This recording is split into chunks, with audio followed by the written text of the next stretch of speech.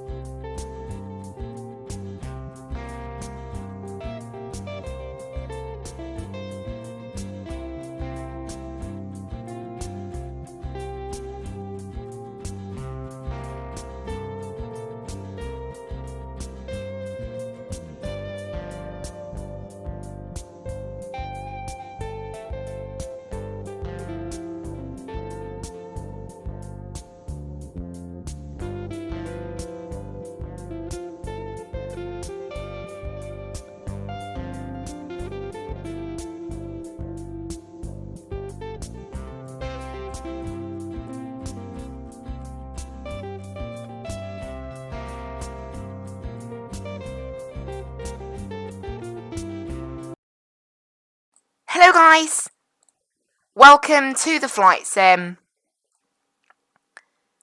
There we go, we are here in Krakow with this lovely, I don't want to pronounce his name, it's a Polish scenery designer.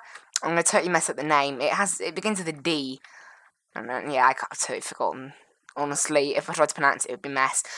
Down in the demo version, so it's like UK2000, so they offer a free version with lowered textures, but unlike UK2000, those lowered texture versions are actually really decent. So, and they're very FPS friendly as well, I have to say. So we're on the ground at stand 22 here in Krakow. We're not going to be needing a pushback out today. We planned for runway 07, but according to flight radar, they are currently using runway 25 down there. So I don't really know what to do about the weather. Nothing's actually approaching, so I think we'll go ahead and use 25, because 25 is actually a bit quicker for us today. It's a shorter departure. Yeah, much shorter departure. So we'll take 25, because the winds are actually variable at 2 knots. But they are, according to flight radar, they're using... that's the one they're using, so that's my guess at what we'll have to do today. But it should all be fine. And yeah, away we go. So we'll head inside the cockpit of this lovely little plane here, bring up the active nav database, and we'll head into the init page. We're on the ground in EPKK and heading down to EGKK. Pretty amazing. Got the same code almost. Course line today is Skyways UKV525. Cost index is 30 on this thing, and our initial cruise altitude is 280 today. And I have looked at an alternative, because I wondered if it was an altitude restriction on the airway. It wasn't, and I just put in 360, which is our end altitude today, and it was actually 3 minutes slower, so it looks like it must be a wind.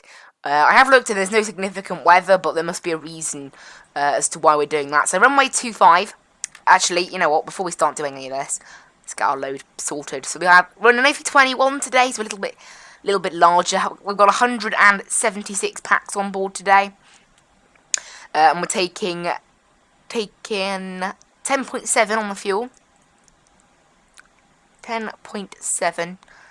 I'll just check, guys, if you round closest. Yeah, 10.7. It's fine.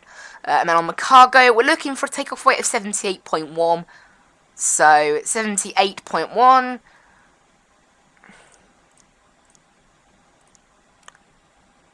There we go, almost. 78.1. Boom. Instant that. Everything's loaded in there. Perfect. This can go onto the doors page. All the doors are all ready and open for us, so we'll go ahead and request boarding. And boom, no ATC on the ground at the moment. We've got currently full ATC down in Gatwick. Actually, no. I think something's gone wrong with VPilot, because unless all the controllers at Gatwick and all of the approach and everything just went offline in one go, it's now saying there's none down in Gatwick, so who knows. 176 passengers. We're going to be using Swissport, I should imagine. Doesn't really matter, honestly. There's no designated handler for Fly UK. So that should be good. Offline. Good, my voice sounding's all good. Alright, so yeah, no ATC down here either, unfortunately. Nothing is currently heading for Krakow, apart from... Okay, there's a plane from Oslo getting down here in 45 minutes' time. So that's the next arriving plane. So we're tuning Unicorn 1228. And we'll set Squawk to 2200. And we'll get on with our route. So we're taking the... We are taking the number 3 Juliet. There it is, number 3 Juliet. And then from number, let's get our route up. We're taking T738 as far as Lassis. From Lassis, which is where we're actually going to climb up to 340, then 360 after that, to we're going direct to HLZ. And then after that, we're going direct, nope, never mind, we're jumping on L980 to RKN.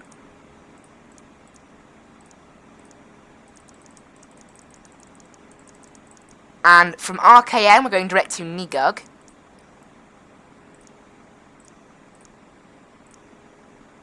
From there, it's direct to Oddville.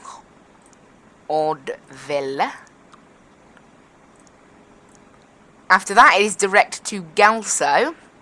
Quite a few directs today. There we go. And then from Galso, it is Q63. Where are you, Q? There you are, Q63. To Arek. Arek. There it is. And then we're going on Y4 to Tebra.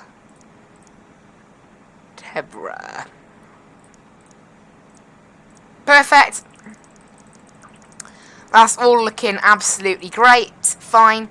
And then we don't know our arrival. It's going to be an ILS-26 left arrival. We're taking the Tebra 1 Golf via Timber, I believe. Yes, via Timber. Execute that. We're looking for a flight length. Initially, it was 824 miles. It's a little less now. We've put in a runway 25 departure, not a 07, so 808 miles. Flight time today should be about 2 hours and 10 minutes, just short of 2 hours and 10 minutes, actually. All looking good. Flaps 1 for departure today. We're going to go down to thrust climb mode at 2,300 feet. Right, let's grab the weather for Gatwick as well. 22011. Temperature is 21, QNH1016. 1016, and same approach as yesterday, which is 396 on the Barrow. Transition altitude should be 7,000. That's what they normally use down there. So there we go, all good and ready. We need to be above 6,000, then above 10,000. Init page 10.7 on the fuel we're taking today. I will just check if that's what we've got on board. Yes, 10.7 on the fuel. That's exactly right then. 10.7. You can see there it's got all our fuel there, and you can see there we're all looking good for fuel. This is saying an hour and 50 minutes in the air. That's not true. Obviously, this thing doesn't know what cruise winds are, and you can't put them in either. You can't tell it what the cruise winds are. I can try putting it in, look. And it will give me, so 278/031, and if I try to put that in, nothing happens. Absolutely nothing. I'll search actually how to input trip winds Airbus, just to make sure it's not, because obviously I'm not using the professional version of this aircraft, so that could be why it's not working. Oh, you need to put the headwind. Okay.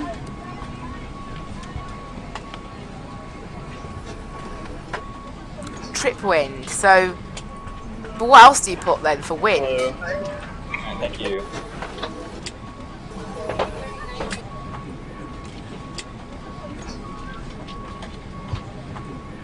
I don't know. I think there's a number of other things I can do.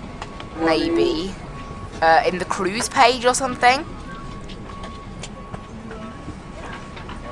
Cruise. There's nothing I can put here. Nothing I can put there. I'm right next to her. Thank you.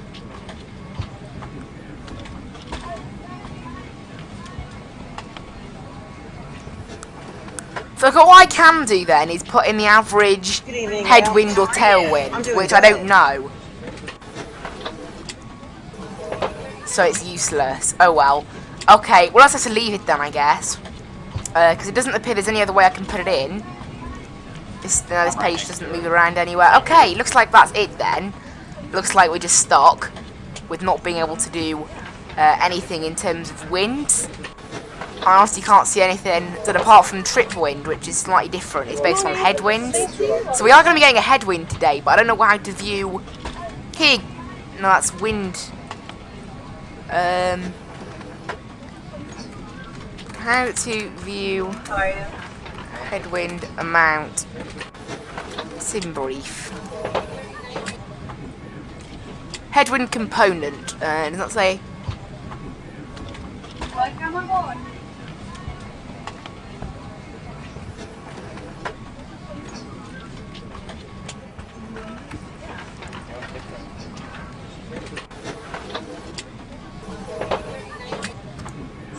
Headwind component, HW.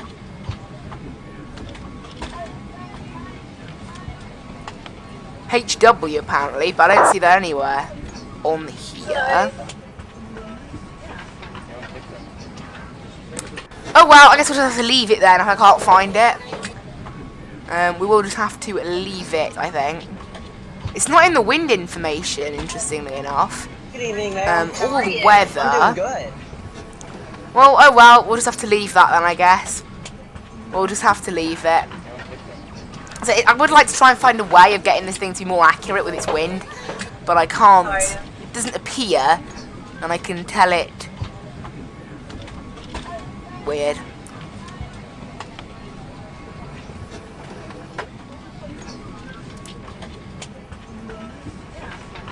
Hello. I can try searching it in my flight plan, but I just can't find it anywhere. Morning.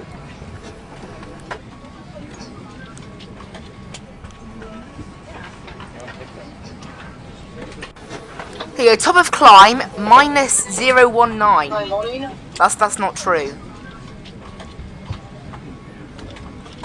Headwind of 019 then, is that what it means?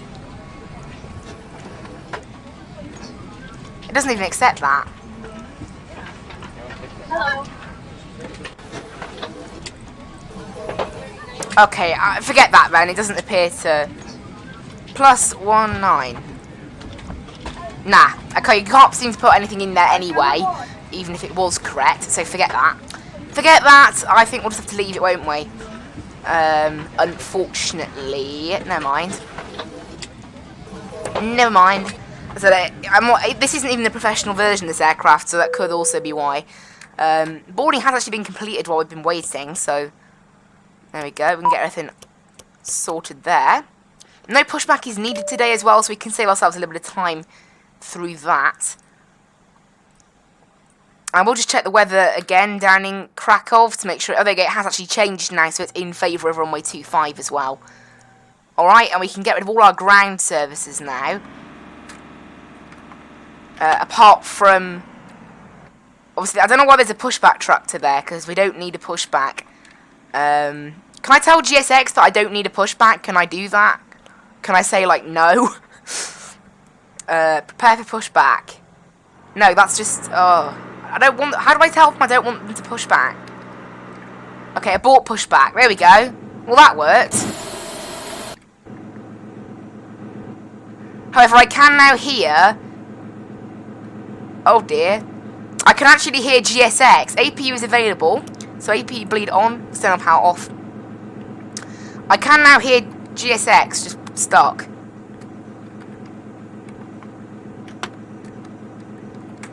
Right, I'll have to disable GSX then. Otherwise, I have a feeling that noise is going to be there forever otherwise. Right, enable them again, and that will just load them in. That means they are safely loaded in.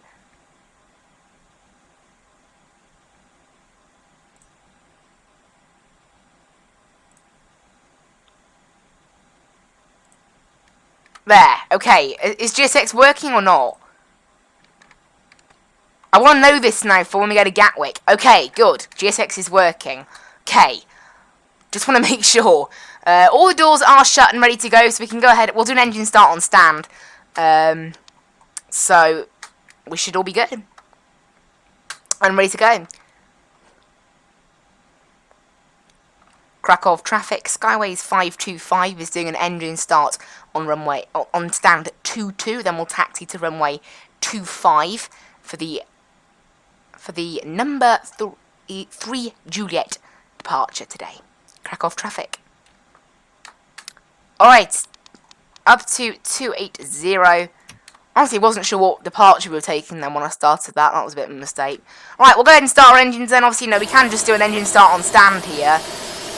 Because of the fact that there's no need for a pushback or anything. I don't often go to airports like this. They seem to be quite common around Eastern Europe and whatever. They seem to be more common. I had one in Varna when I was doing a Varna real ops event. Off camera. Right, okay. Right, we're starting up our engines then. We're all good to go. So 280 is our initial climb until Lassis. Then it's up to 340. And then after HLZ, it's up to 360 today. A little bit random, but that's how we're doing things today. Right, engine 2 is safely on the up, so we can get number 1 active as well. Making sure they're all good. Z, it's cool, my voice is working all fine. There's the PTU barking away. Dog sounds. And there is not a plane due in Krakow for half hour, so we have a nice clear run anyway, so it wouldn't really matter what runway we end up using. I'm loving the FPS. We're getting some really smooth FPS here, like, you know, 30, 40 FPS, which is it's a change from Gatwick. It will be a bit laggy. It'll depend on how busy it is down there. I don't know, it was weird. There was full ATC in Gatwick, and now all of a sudden, it's empty. No ATC at all anywhere. So, I don't know, all the controllers just disappeared, like 10 minutes ago, across the network. Maybe it's like peak lunchtime. By the time we get down there, hopefully there will be some ATC. Looks like the engines are all fully started, so that can go into the normal position. AP bleed off, AP master off, beacon light on, strobe light into auto, and taxi light on. It's a very short taxi here in Krakow, literally straight ahead, right, left, and onto runway 25. So away we go. Got these lovely IAE engines on this plane. Actually, before we set off, we need to set the QNH 1016. There we go. Just remember I hadn't set that. Sometimes it seems to set automatically, and other times it doesn't. It's weird. But there we go. Away we go then.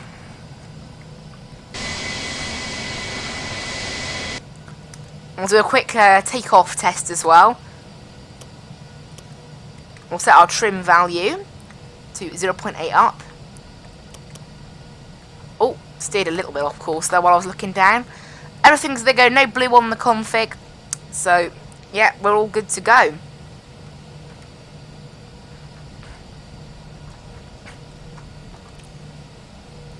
Krakow traffic, Skyways 525, takeoff runway 25.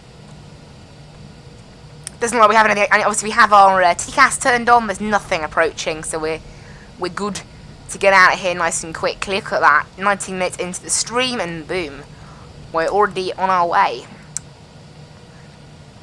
Right, on go the landing lights, takeoff lights, and runway turn-offs. Just do a quick check of this, because it does change once you fire up the engines. You can see there, transition altitude is 6,500, which is accurate. Our engine out altitude is going to be 2,300 feet today. V rotate is going to be 134, and V1 is 126. Okay, so 2,300 feet is when we need to go thrust climb mode. Apart from that, all good. We need to be above 3,000 within 5 miles, then above 6,000 within the next 9 miles, and then above 10,000 another sort of 20 miles after that. So there's not really any particular restrictions that are an issue for us. They're all quite basic restrictions. We've also got to be at max 230 knots on the initial turn after 5 miles, but we're not even going to be above 230 knots at that point, so no problem. I love this nice custom sort of runway texture. Yeah, I mean the airport. Yeah, the airport is totally empty. Obviously, there's no planes here in Vatsim right now. No controllers, so it doesn't attract many people. Initial power. And flex set. Up we go. Hear the roaring of the IAE engines rather than the usual CFMs that we mostly use. Start the clock. Airspeed's live. This being a flex takeoff, it's like a perfect D-rate to the length of the runway. It's about 8,000 foot here, I think. Something like that. So it's we'll probably use most of the runway. 100 knots. V1. Rotate. There we go. Yep, we're using the most of the runway today then. In fact, I think we used almost all of it. Be careful not to tail strike, obviously. Positive rate, gear up. This thing using flex climb mode is like climbing so slowly. Come on. Come on, play. There we go, it's starting to climb a bit quicker now. Up we go.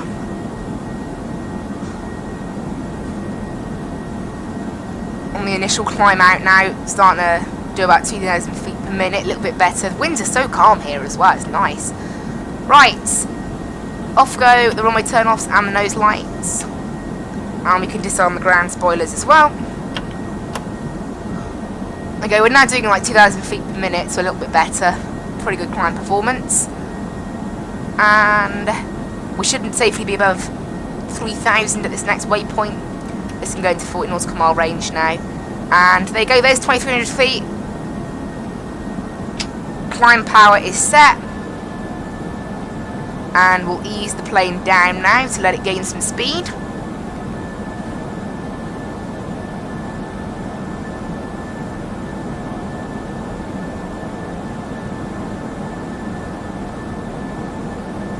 And 210 knots, flaps in.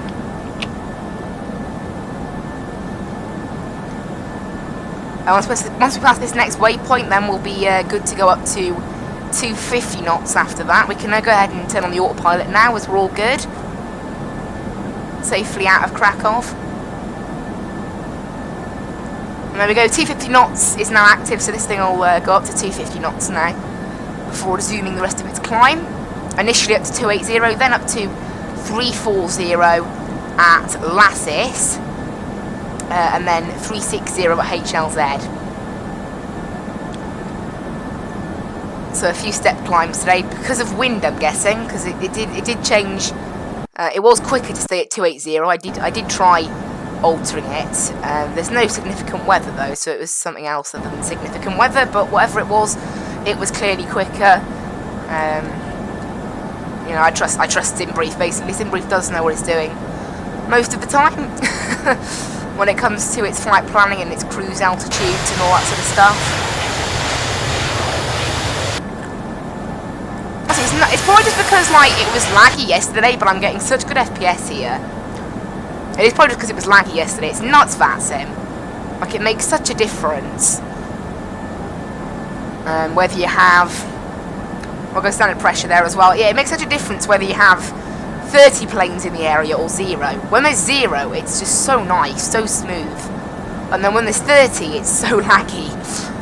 I don't know, it's pretty insane. It's probably just to do with the mechanics of FSX, honestly. Maybe it just doesn't handle it very well, honestly. I mean, even on my PC with the Ryzen 7, when I'm not streaming, if I load into Amsterdam with full AI, I get 10 FPS because there's like 100 AI. You know, and it's so bad. It must be something to do with optimization, obviously. Being a 32-bit game and being such an old game, it really isn't the best optimized. And also, considering the fact that the developers didn't even put half the airports in the correct place in the world, then honestly, I wouldn't be surprised if there were a few sort of problems with optimization. We're passing 10,000, landing lights off. We'll gain some speed, and once we've gained that speed, I'll turn off the seatbelt signs and let everyone back there roam around safely. But there we go, it's a bit of a long flight to Gatwick now, 790 miles. That's how it is today.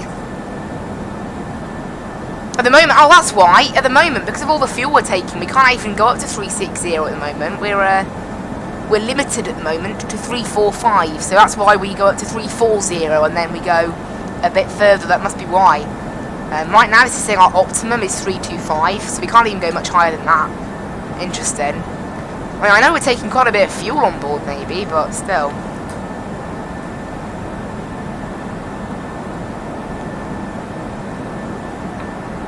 But there we go, right, we've gained our speed now, which means I can turn off the seatbelt signs. This thing will do a pretty quick climb initially up to 280, and after that it'll be a bit of a slower climb from 280 later on, that'll be, up to our new cruise altitude. And that won't be until much, well not much later in the flight. The step to 340 is not that different. You get a crash with FSX. I don't know. I know there can be some. FSX has a lot of out-of-memory errors if you have scenery add-ons. It's another reason why I don't have payware scenery, and I don't have sort of good textures on the ground. Is there's actually, because it's a 32-bit game, there's a limit to how much virtual memory that you can have. Now, FSUI PC, the free version, does come with a memory counter. And the Quality Wing 787 comes with a memory counter, and it does really impact. It can cause crashes after quite a short amount of time, depending on where you load in. If it's too, it's made much worse at night as well. If it's dark, I've found right on the Quality Wings, it's terrible when you fly into Dubai. With 30 planes in the area and everything. The memory when I landed at Dubai and got GSX loaded, because obviously that uses a bit more as well, it hit 95% use. And that's virtual memory, so it has nothing to do with the PC. It's to do with having a 32-bit program. That means it's a maximum of 4 gig virtual memory. And it's even worse if you're not on Windows 10. I think it's Windows, if it's a 32-bit operating system, it only gives 2 gig of virtual memory.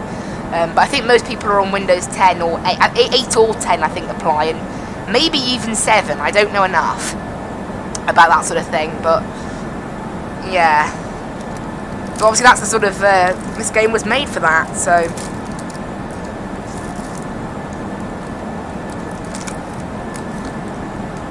But you're passing 18,000 feet now. Bit of an odd departure here. We've got like a slight right and then a slight left. It must be like maybe a noise thing or traffic pattern thing. I don't know. There must be a reason as to why they do that.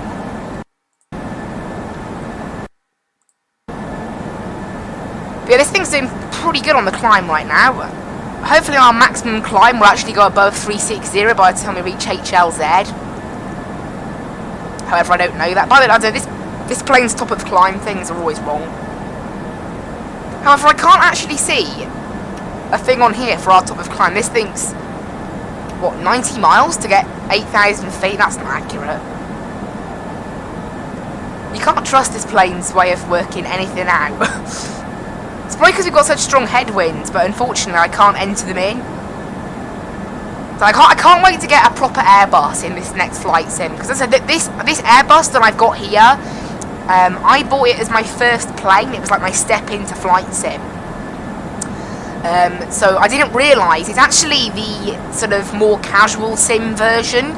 So it still has all the same features as the real aircraft, as in things like the FMC and all the systems and all the lights and everything like that is all completely accurate. But then if you want to click some of the more, like say you want failures, nothing. These buttons don't work.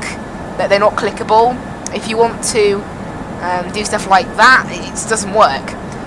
But then, and obviously things like trip wins, things like some part of the init page isn't fill out. You can't fill it out. There's things like that. Because there is a professional version, but it's like double the price. So, because all in total I paid £40 for this plane, and that is the A318-19 package and the 2021 package. I think you got it on special offer if you bought the two at the same time, off Steam. But yeah, the A320neo in the new flight sim, I've seen some of the checklist systems they've got. You can actually follow through on a checklist, and you can either get the game to fill it out yourself, or you can do it. And I really like that. It's like the checklist system included in this plane, and it allows more like casual flight simmers to have a go, and I really like that. It's great.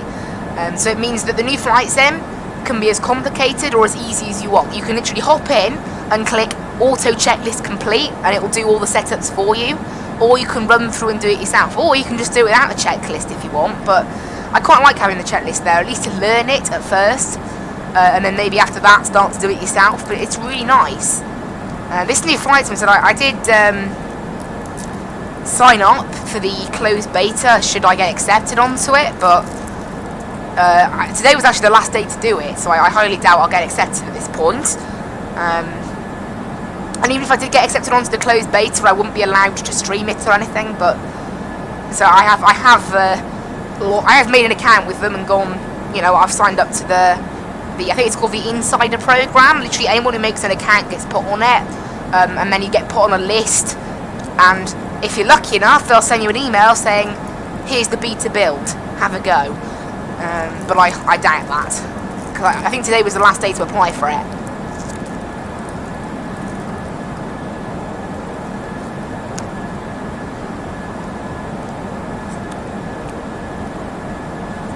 Because I believe the open beta comes out on the closed beta comes out on the 30th, I want to say. And it came out earlier this week, I think, for alpha testers. And then obviously finally on the 18th it then does a full release. Like a proper release. So yeah.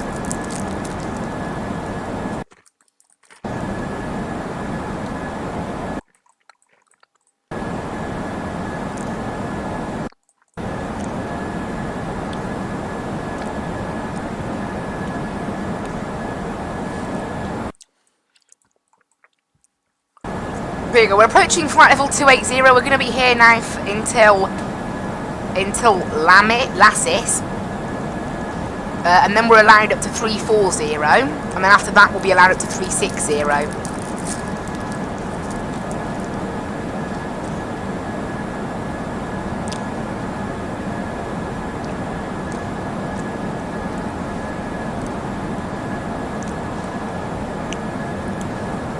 And that's because of, I'm guessing, winds. Because I tried putting in higher than 280 and it didn't, Simri said it would take longer. But 280 is still a pretty high altitude actually. It's enough to get a contrail going behind us. And it's enough for this thing to start doing a proper Airbus climb. As it's busy demonstrating like right now.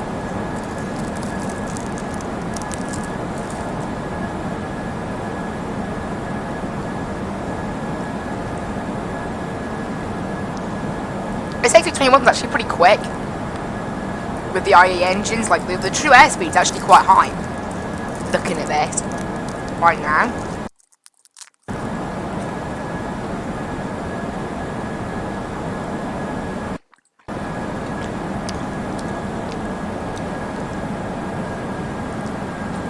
There you go, there's 280. We're going to be here now for probably about 120 miles, yeah, 120 miles. Then it'll be up to 340 after that, and then it'll be up to... I might be able to go up to 360 straight away if I can. If the plane will let me. Obviously right now our current max is flight level 350. It won't let us go any higher than that. I think also sticking to the optimum is a better idea. It's probably because we've got so much fuel on board. I don't normally do flights this long with the Airbus. Because obviously the A321 is heavier than the A320, of course. And it is weight that normally decides on what altitude a plane can reach.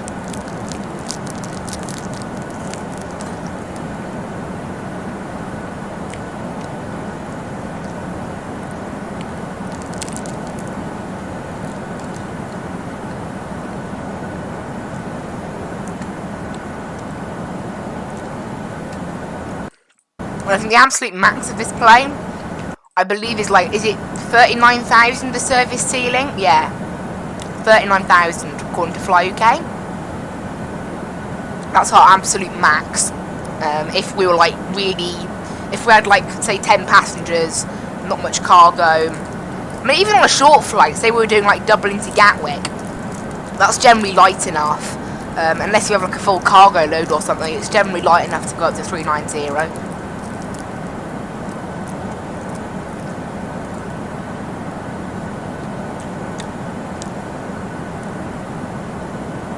So 720 miles to go to Gatwick now. No ATC down in Gatwick at the moment, unfortunately.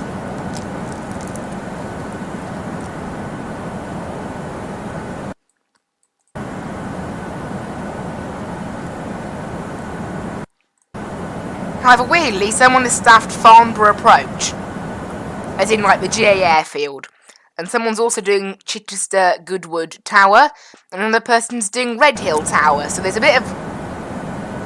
ton of people who have like logged on, and then they're doing like GA airfields for Tower and Approach, and there's literally no traffic. So I don't know what's going on there. Whether there's like an event that's starting in a bit, or maybe it's a mistake by Vatsim. I don't know. We'll have to, because at the moment I can't see any of it on my V-Pilot. I'll have to get closer.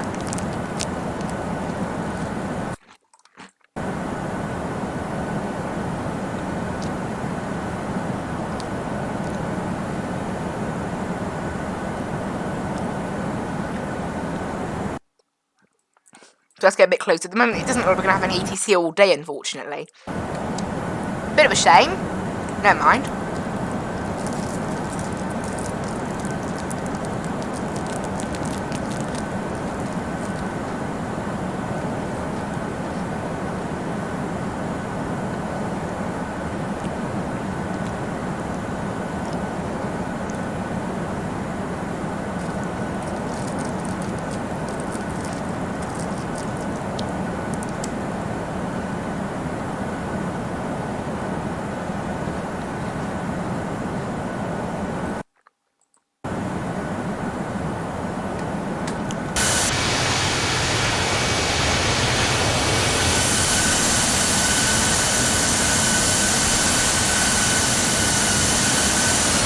I do like this crystal livery. Like, I don't know how they did it. It's the same on the 777 and a bunch of the other planes, but how did they get that shine effect? It's really nice. I don't know how they did it.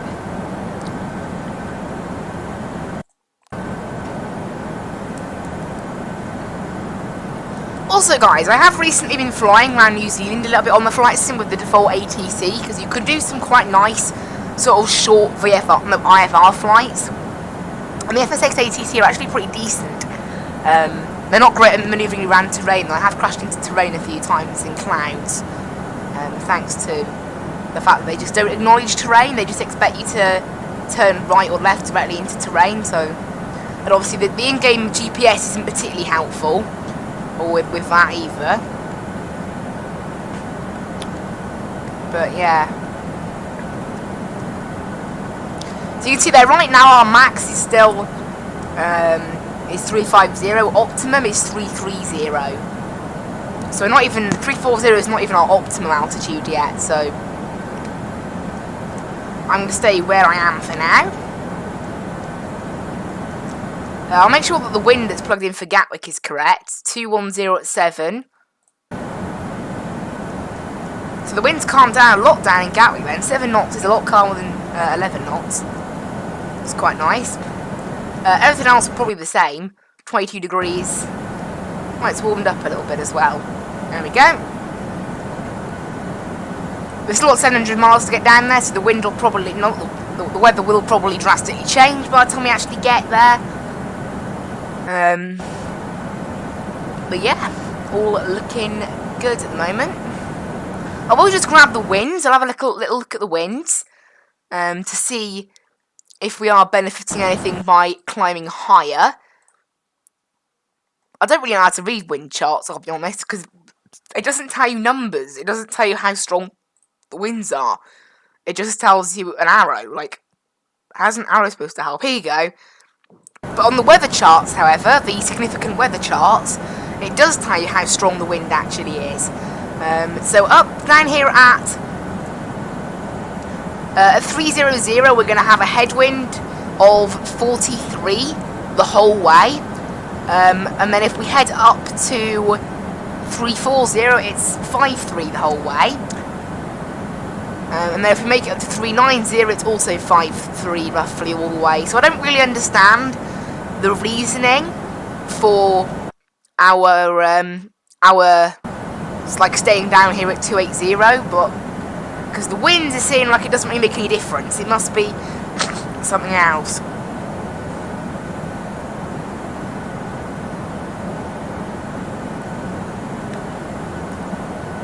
It must be something else. But never mind, we'll just ignore that. And obviously our cruise flight level will change when we put up, if I put this up to 340 and then press it, a little orange line will come up down there saying new cruise altitude. And it puts it in automatically, or at least it should put it in automatically. Whether it will or not is another question.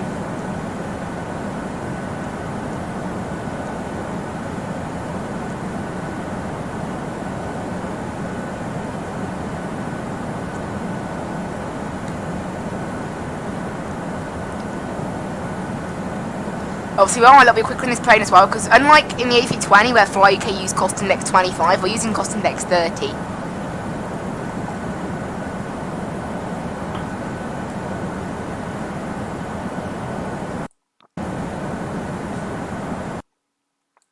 Also, ATC, in terms of, London South has just come online, which is nice, and Gatwick Approach, all of a sudden, and Gatwick ATIS, that makes me, and Gatwick Ground, that makes me wonder how it was up that quickly all of a sudden. Like, really? Runway in use is runway 26 left, information alpha.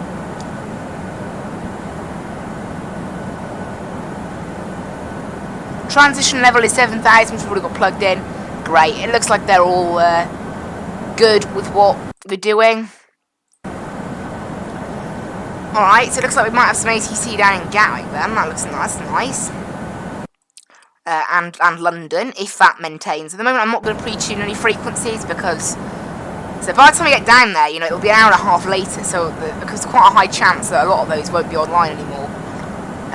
Because today's flight time's 2 hours and 8 minutes. It's not actually much of a longer flight than usual, lengthwise, but it's because we've got such bad headwinds. The headwinds are much worse than we typically expect, I think. Like ground distance versus air distance, we have a headwind of about 75 miles. So even though we're only flying 824 miles, it's like we're flying 891, if you see what I mean.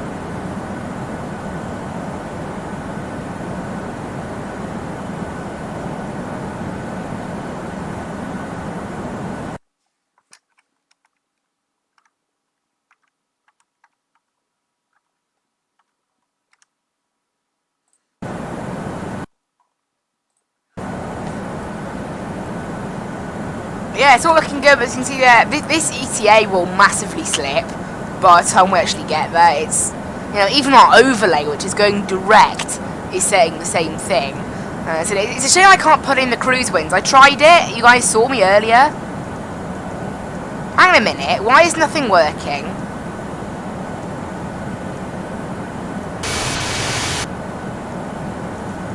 What? Why is our FMC broken?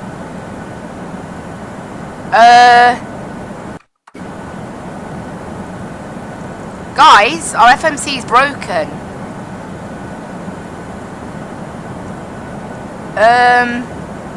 Did I do something? Oh, there we go. It's working again now. What? What was that? Our FMC just decided for a second that it did not want to work. It just suddenly decided, nah, I've had enough, and then that had me panicking then. Really did. That's mean. That's mean of you. I mean, is it even called an FMC in this thing? Isn't it called like a... I've totally forgotten what they call it in an Airbus. It's not an FMC. Is it like is it an MCDU? Or something? I don't know. I prefer the word FMC, personally.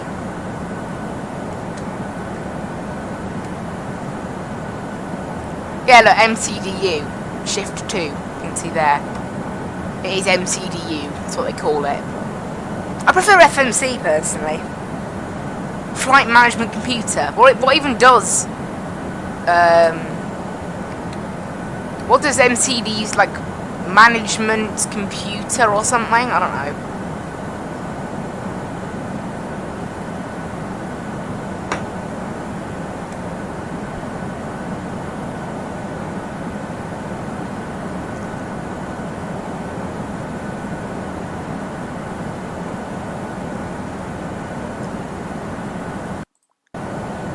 Shame there's no ATC for us at the moment. Hopefully hopefully that we might get some later, but you never know. Who knows?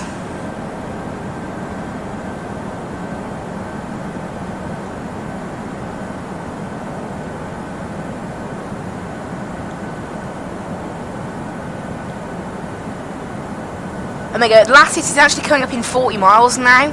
I'll just check the progress page. You can see there it's still saying we're not able to go up to 360 just yet, which is why I'm going to wait. We're meant to go up to 360 at HLZ, so at 165 miles. There is actually quite a long gap between those waypoints.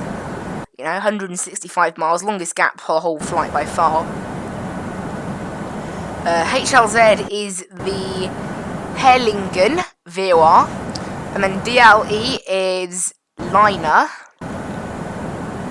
Once we're flying over Germany. OSN? What's OSN? The OSN VOR. Osnabrück. And it's RKN. How many are we going to, reckon? There's a lot of VORs we're going to today. And then no more after that, I don't think. May is Mayfield, that's at Gatwick. Actually, we'll grab a look at our arrival while we've got a little bit of time. So, in terms of our arrival, we head from Tebra, flight level 140 at Abtum. It is recommended to plan for 220 by Blixie. And you can see there, look, our plane has already got that in. It already knows that we need to be at 224. Like, that's its recommend. It's descent planning, by the way. That's not a restriction, it's a plan. But you can see there, our plane is already sticking to it, so there's no need to add anything. And then 140 at Abtum, and then KKE 63, we need to be at 250 knots. We'll already be at 250 knots because we're below. And 7,000 at Timber. However, because it is the transition, that gets rid of that restriction. So, because of we need to be at 4,000 at May, you know. So on the chart it says 4,000. Because what we'd normally do is you'd be at 7,000 at Timber, and then you go round in the holding to 4,000. Because obviously in real life you've got to expect holding at Gatwick. They always have holding. But this being Vatsim, there's no holding. So it's a little bit different to how you'd expect it to be in real life, basically. That's the reason for the slightly strange thing. But normally, if we have approach online, normally they'd give us vectors from Timber anyway, and we totally ignore all the restrictions. The only one that does really matter is 140 at Abtum, and obviously, preferably, it matters when it comes to 220 at Blixie, but obviously that's already in there. This plane is already slightly following it. Once I put up the cruise altitude, I will see how it reacts to that, obviously, and then we can change it if it does react in a different way, because of course right now we're at 280, we're going to go into 340 in just 20 miles. Our optimum is still 330 though, so I'll just wait for it to get a bit closer. 20 miles yet. And then we'll be climbing obviously 6,000 feet, and then after that we'll be climbing another 2,000 then to HLZ, because 360 is our preferable cruise altitude. It's our quickest cruise altitude for today, before the winds start affecting it. Also, EDGG Centre is online. That's just popped up. So obviously, if Langen Radar is online, I will never know about it, because they changed their name. So on VatSpy, they're registered as EDFF Centre, and they changed their name to EDGG. So they cover that area. Are we passing through Frankfurt airspace today, though? I don't actually believe we are, unfortunately. So even if they are online, I don't think we're being covered by them. SimBrief does give us... No, unfortunately, we do briefly pass through Frankfurt's airspace, but they're only covering the east. So they cover Frankfurt, they cover Stuttgart. So yeah, they're only covering a part of it, I think. So it doesn't look like we're going to get ATC from them. We only briefly pass through Frankfurt's airspace. Mostly, we're in Bremen's airspace anyway today.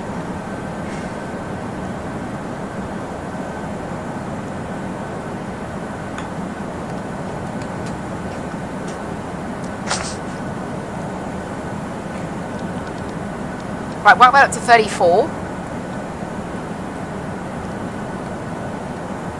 And I can put it in. Wait, actually, we'll wait until we're close to Lassis. And hopefully by the time we get to HLZ, this thing will allow us up to 360 preferably, but obviously it depends on how much fuel we burn by the time we get there. If we haven't burned enough fuel, I guess we'll just have to stay there until we're allowed up to 360. But I tell you, it is quite a long gap actually. It is like 100 and something miles, like 165 miles, which is that's saying 20 minutes, but it will be longer than 20 minutes, I can guarantee it. Well, saying that, our ETA for London hasn't actually slipped at all currently, which makes me interested. That's not normal. Who knows? Right, 3 miles to Lassis. We'll go ahead and plug in the cruise out. You can see there's a little thing there, and it does actually pop back our ETA a little bit. You can see there, new cruise altitude, 34,000. So this thing will start climbing a little bit now, up to 34,000. And if we go to the progress page, it's still saying that we can't go any higher than 350. But yeah, we're just climbing up to 34 now. So, and this is where we're going to do a proper slow climb, and then we're meant to be at 360 after HLZ, but that's only providing that this thing can actually make it to 36,000. It doesn't look like it can at the moment. Maybe it'll be able to later, but not right now. So this thing will probably take quite a while to climb enough feet. Like right now it's just doing 1,300 feet per minute. It is like a proper snail, this thing, when it comes to climbing. So it can be expected. Almost certainly.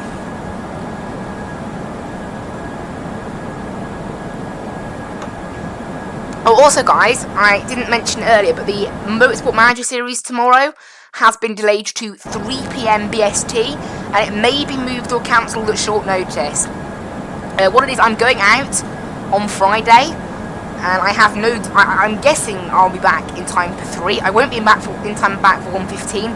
I might be back earlier. If I'm back any later than 3, because it's a 2-hour stream, I won't have time. So any later than 3, and it'll have to be cancelled. But hopefully it'll either be moved slightly earlier, keep the same, or if it's later, it'll be cancelled. But it won't be moved later, is what I'm saying, certainly.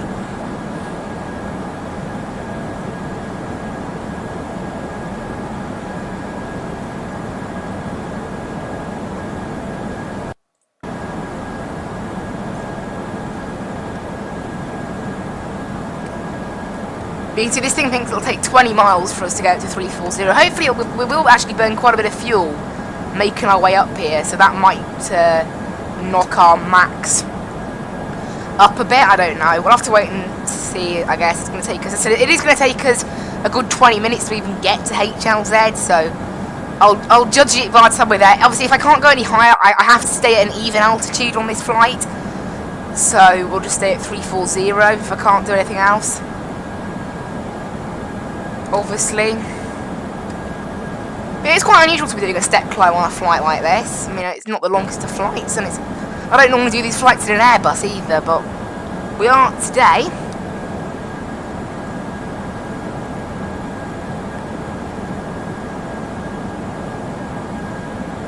I do like this Airbus though, it's a very nice plane.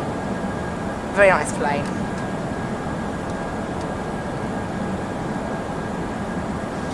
Got another 2,000 feet to fly now, so not long. Really not long. And then, as I said, we are meant to be at 360 after HLZ, but whether that'll happen or not, debatable. It probably won't happen, in fact. I don't think it will somehow, but maybe it will. I don't know. We'll have to see. At the moment, though, I really don't think it will be able to happen, but the plane could surprise me.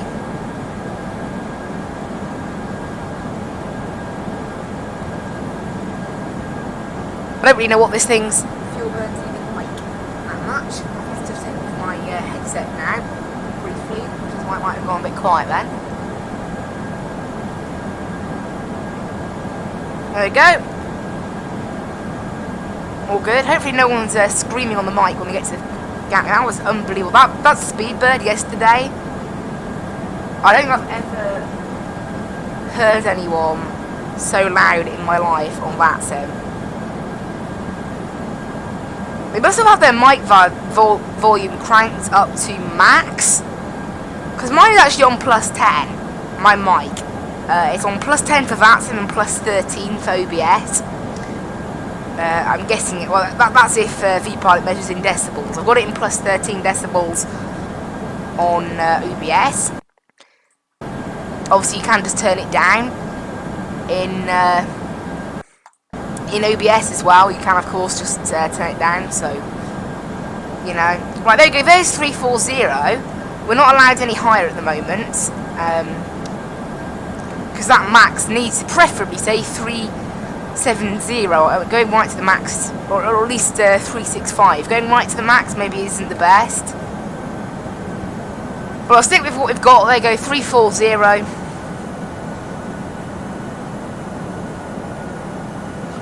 And I'll stick with that.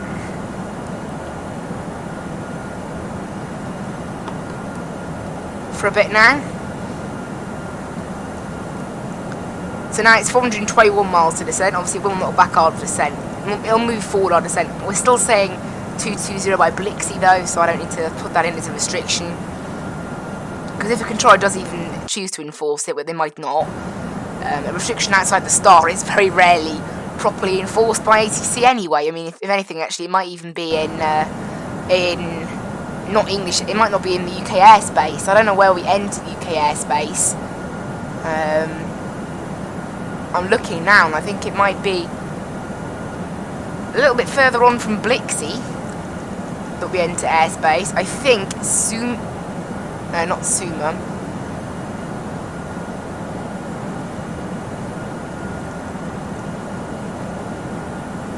I don't know where it is actually. It doesn't. I don't see it on there. Sumum. There you go. Sumum is where we enter their airspace, and it will actually be London Central, and then London South, like immediately after. It's a bit weird. It's to do with the angle we come in at the UK from. I think we come over like the centre, and then sort of make our way down slightly. It's because of the boundaries. So actually they would have ATC at Blixie almost, not just. Be pretty close, whether we did or not. So I guess it doesn't matter. I was just testing it. I was just testing the mic, make sure it was loud enough. Like I muted it and then just tested if it was loud enough. But I will keep an eye on that, make sure. Okay, so it's now saying, look, maximum is 355. So by the time we go to HLZ, it probably will let us up to 360. So if it didn't, it would be a bit weird, because we are of course running exactly the same takeoff weight as recommended by Simbrief. It's literally the same weight.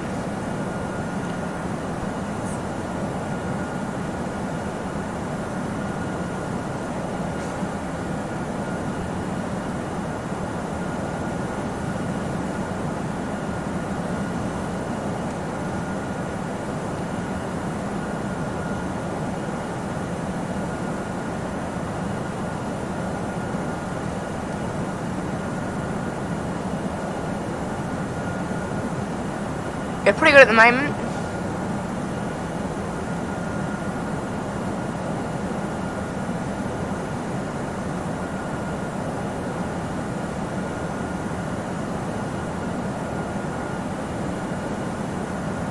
Looking quite nice outside. No ATC, not ATC right now. Right now, we have in Gatwick there is centre, approach, tower and ground, so it's looking like we're going to have full ATC in Gatwick, should that keep up.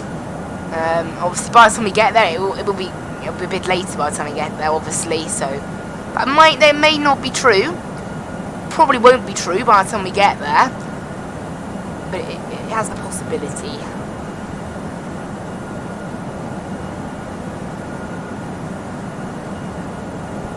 Yeah, you never know. You never know.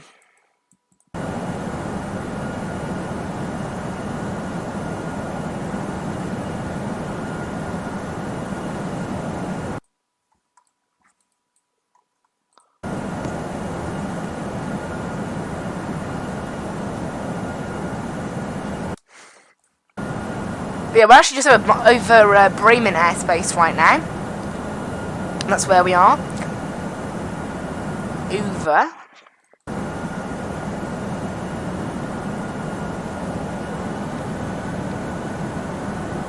I just hope the plane slightly increase its throttle there. We're all good. I think it lost a bit of speed maybe. Also, our weather radar isn't actually on, so let's do that. I forgot the weather radar. The TCAS I did remember. Obviously, the weather radar on this plane, even if it was on, it doesn't appear to work. It often says there's weather when there isn't, and it often says there's no weather when there is. It's a bit weird. It's a bit wrong half the time. Sometimes it's accurate, but it can be rare.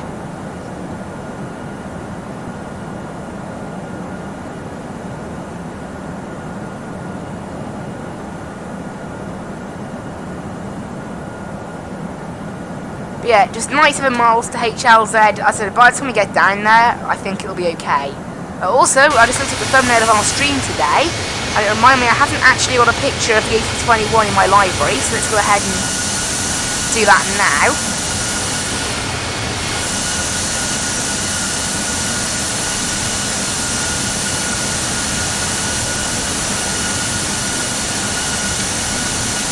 There we go, that's been taken. Although, I said, a lot of this stuff won't be necessary now. A little bit after this. It just won't be important anymore because the new flight sim will be here. Amazingly, the new flight sim will be there. I'm just, unfortunately, my PC is a little bit low on storage for the new flight sim. But I said, as long as once I delete a lot of the things from this game, like the model matching for Vatsim, I looked earlier, takes up 11 gig. So by the time I delete that, and by the time I delete some other add-ons, like the Nardo planes, I'll probably will still keep the game, but I'll probably delete my planes off the game. I'll just keep the installers, is probably what I'll do, because I might still play the game. So I'll keep a copy of all my installers, but I'll delete maybe the main bit of the game. And I'll delete all my sceneries, all my add-on sceneries and all that stuff. That's all going to be deleted. Because realistically, I'm probably not going to play this game again once the new flight sim comes out. But I may have a little crack at it occasionally. 924 hours. I have been playing a lot less flight sim over the last couple of days. I've been playing less. So the new flight sim has honestly started putting me off this flight sim, you know. There was actually meant to be a new development update on it today. They're doing it weekly at the moment. Every week. So every week they're doing a development update. The developers, that is. So if I head to... I'm logged into the Insider Home on their website. They haven't posted it yet. They posted it... They haven't been posting all of them actually on the Inside. That's only the Insider updates. They have the... They do have others that are a bit newer. So they've got the Insider update from last week, and then there's just a general update. At the moment, I believe they haven't released... No, still June 16th at the moment was the last one, so they still haven't released the next one. And obviously it came with a development roadmap and things, which is really cool. But yeah, the last actual thing they posted, the last development update was July 16th, and there's meant to be a new one today, but I don't know what time they announced it. I honestly haven't looked, so yeah.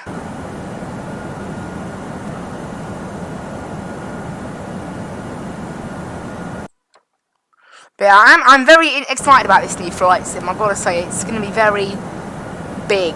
This, I am really looking forward to it. Oh, well, wait, I'm eagerly awaiting, like a little dog. You know, I've already said that, but I'm literally like a dog with its tongue out the window of a car, looking at a treat or something like that. Like, gimme, like that. That's the only way I can describe what I'm like towards this new flight sim. Right, we're still not allowed up to 360, so hopefully by the time we get to HLZ, we will be allowed up to 360. Otherwise, oh well.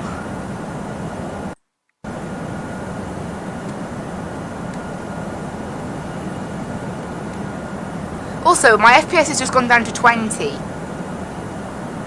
There's no planes in the area. My FPS, I can feel that it's gone down.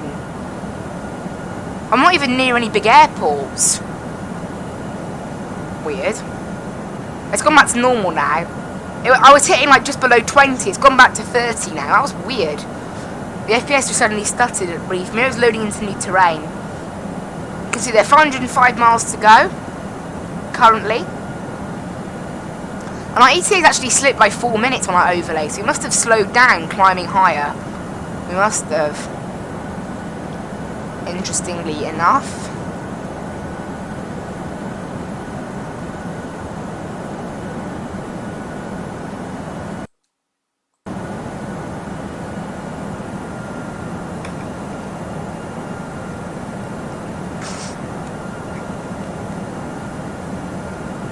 And then obviously it'll be up to 360 in about 65 miles, providing that the plane will let me.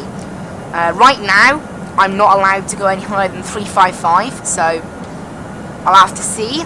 If we're not allowed, I'll just keep delaying it until it eventually lets us, so maybe we'll wait until DLE.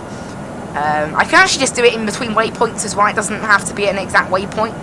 It's just any point after HLZ, basically.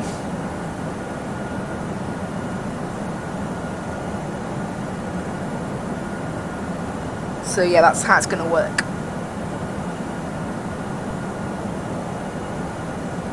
And as I said, no ATC currently, unfortunately, but hopefully that will change by the time we get a bit closer. Obviously, Gatwick has currently got full ATC, but as I said, that might change by the time we get down there. We have still got about probably just over an hour. Probably about an hour and 20 minutes until we actually touch down.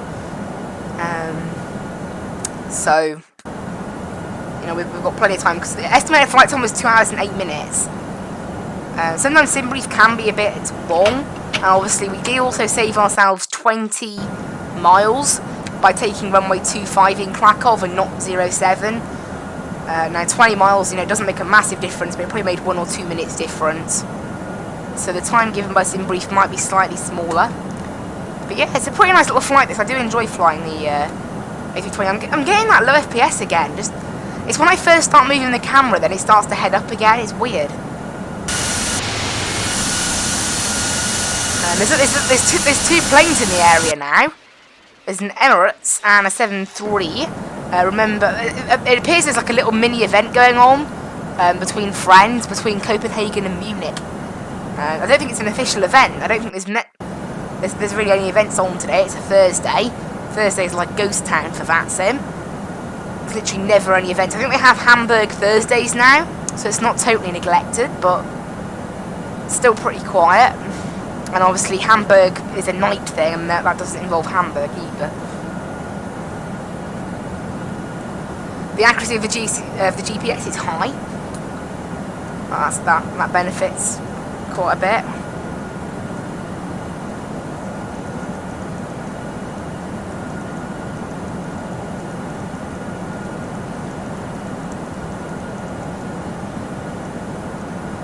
Did you see anything about this thing on here? It's quite cool.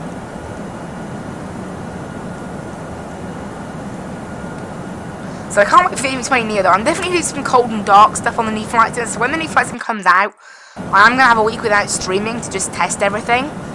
However, it's still not our... You know, we've still got another few weeks on this game yet. So, yeah.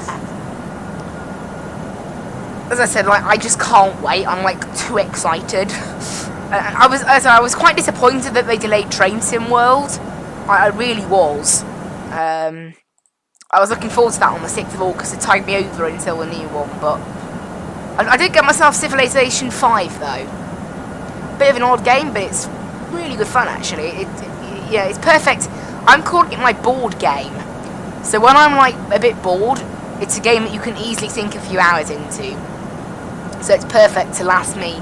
Because obviously, as much as I love flight sim, I don't want to spend my whole life doing it, obviously.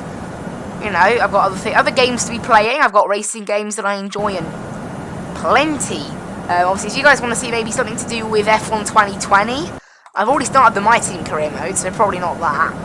I just don't fancy, that's something like racing sims are something that I think if I made content on, they'd be extremely rubbish for you guys. Because the way I play racing sims, I have got to the point now where I can have most of the assists turned off. I only play with a driving line. I play on 85% out of 100 AI. and then it goes a little bit higher for OP players. So they're on very high level, but I do often make mistakes because I like to push the car to the limit. I haven't quite learned how to push the car to the limit and not have so many. I'm getting better, but it's just, it makes for boring content. Project Cars 2, I'm even worse. Project Cars 2, though, I don't like. I don't know, the handling in that game, like the setups I think it is, do seem a bit off in parts. It seems to depend on what plane you fly and where. Plane? Fly? I don't know what I said that. I'll just forget that. Just forget that. Right, we're still not allowed to 360, but we're meant to be climbing in 30 miles. Obviously, if this plane says our max is 355, I'm not going above that max.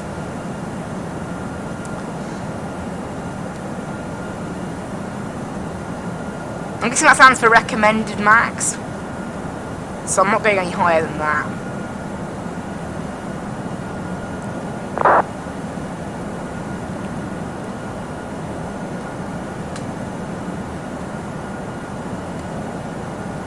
So it looks like it might just click over to 360, like right as we pass HLZ.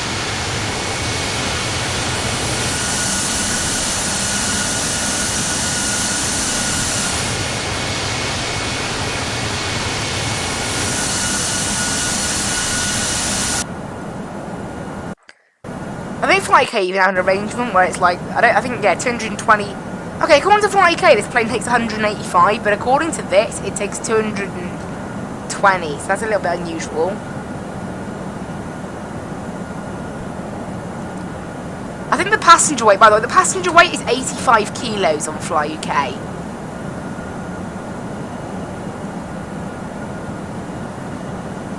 Oh, I selected init load sheet, I don't want that.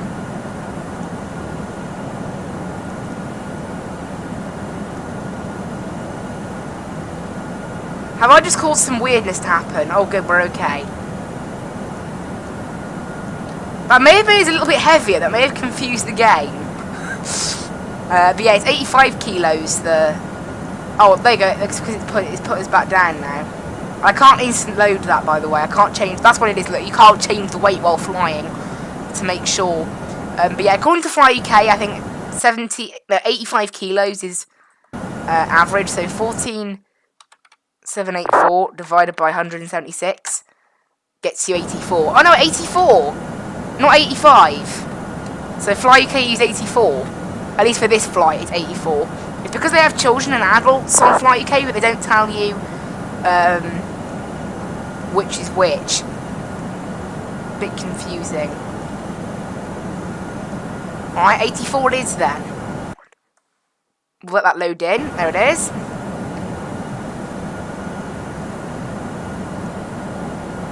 This thing does actually have like a program that you can link to it, like for the Aerosoft Airbus, that allows you to put in your load sheet. That's probably what that initialized load sheet is for, but I haven't done that.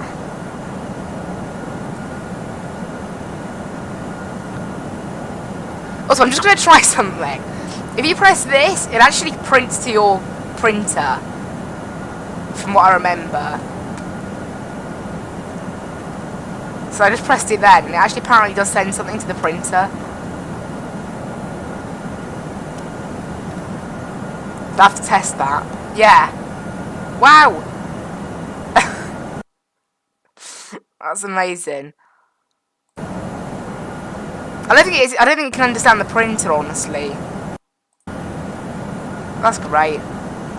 What's really funny is it doesn't even ask you to print it. So the first time I did that, in fact, I don't even know what it does now. Well, I don't even know what it prints.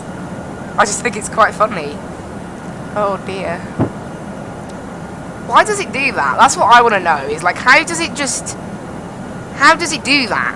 How do you just click a button and then it says, oh, I'm printing it? In fact, my PC is actually saying it's not printing. It's saying 0 documents pending. So it looks like it hasn't worked, actually. Now, we're just about to pass HLZ. We're not actually allowed to go up to 360 yet, so we'll have to wait a little bit longer by the looks of it until this plane will let us higher.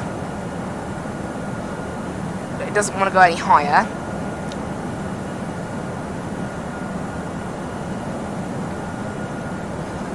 wait until we finish basically wait until we've passed HLZ and then I'll see what it says, but by the looks of it, it says that it doesn't want to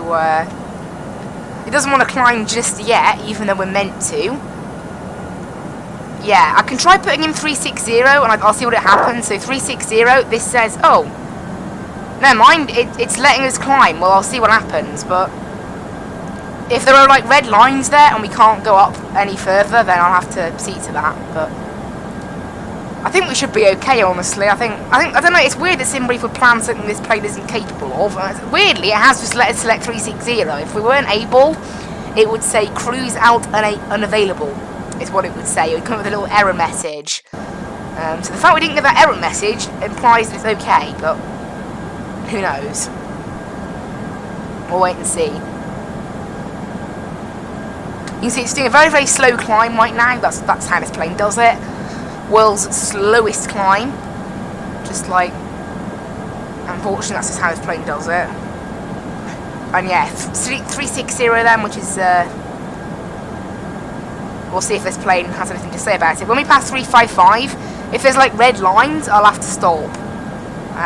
Because red lines means like you can't go any further, but at the moment, I'll be able to see 35. There's 355, look. No red lines. So as you can see on the speed, there's red lines. This means that would be classed as overspeeding. We're not allowed to go any faster than those red lines. And we haven't got any of that, so it seems as if this plane is okay, unless it just suddenly decided to change at this second. No, it still says 355, although this plane is clearly going higher than that, and without issue. I mean, it does say recommended max. I mean, this thing's service seating is 39,000, so this thing could potentially actually go up to 38,000 if we wanted to, but we're sticking at 36.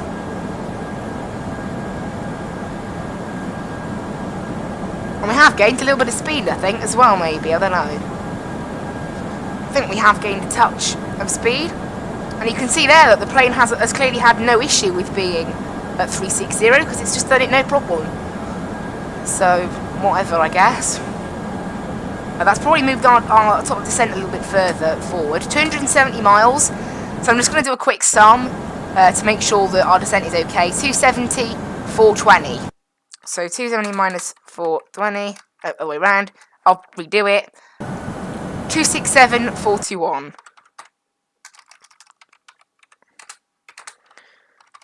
So we're descending 150 miles out, 154 miles out, which is perfect. Maybe a little bit early, but only again slightly. Remember, we have got a restriction of 140 Abtom, so there's a reason why we'd have that restriction. It's always good to check your. It's always good to check your descent path. Because remember, there was some bugs that caused a slightly odd descent path down in Ibiza. Right, 220 Blixie as well. This thing was already following it anyway, but yeah, that's descent planning. But since it doesn't affect our descent path, it hasn't changed our descent path. I'm happy to just stick with it. That'll be our initial descent altitude. That will. But that won't be for a while yet. So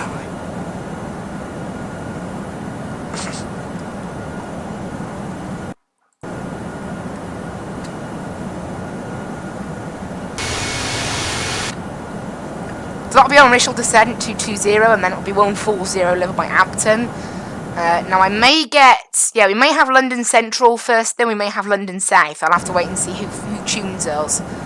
Because we enter London Central's airspace at Sumum, but then pretty much immediately we then exit their airspace straight into London South's. So I don't know which one they're going to give us, whether it's London South or London.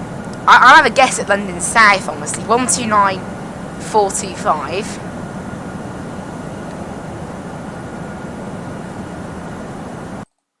Because if you remember, I am landing at Gatwick, of course, so that will be done by London South, and then Gatwick approach is online, Gatwick Tower, Gatwick Ground, so it's all online. They have information Bravo right now, runway and use 26 left. So it's been 210 at 9 knots now, so obviously I haven't updated the weather in a little bit, so it has changed a little bit. 210, so it has got a bit stronger after it went weaker. 210 at 9 knots. Landing speed is 145 with an approach speed of 150. Temperature is 24. Temperature's got a lot hotter. QH1015. So quite a few things have changed there since I last did it. It's getting a lot warmer in Gatwick. It's very warm. No cloud at all. It's lovely. I mean, yesterday it was a pretty nice day when we flew into Gatwick as well. It's not so warm where I am, but obviously Gatwick's getting some pretty nice weather right now.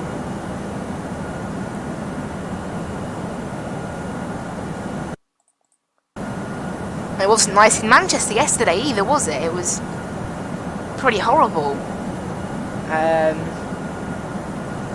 Yeah, who knows?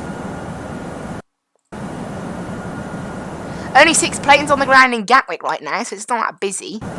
Now we are going to be passing through Frankfurt's airspace briefly. Very briefly. However, I think they're only covering the Frankfurt side of it and not the more northern side of it, so it doesn't look like we're going to get any ATC from them, so it'll be straight to London. As always, you know, I don't know what it is about the UK, but we seem to be mad about flight simming. Like, nowhere else in Europe right now has ATC, yeah? And then the UK, you have Farnborough approach, Heathrow approach, Gatwick approach, Manchester approach, Liverpool approach, London South, London Central, Manchester Ground, Manchester Tower, Birmingham Tower, Redhill Tower, Chichester Tower, Gatwick Ground, you know, all of that, Edinburgh Tower. It's just nuts. All of that in the UK.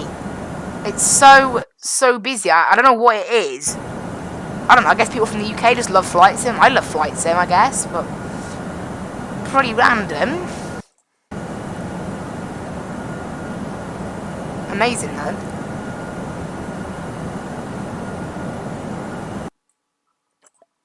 Good fun.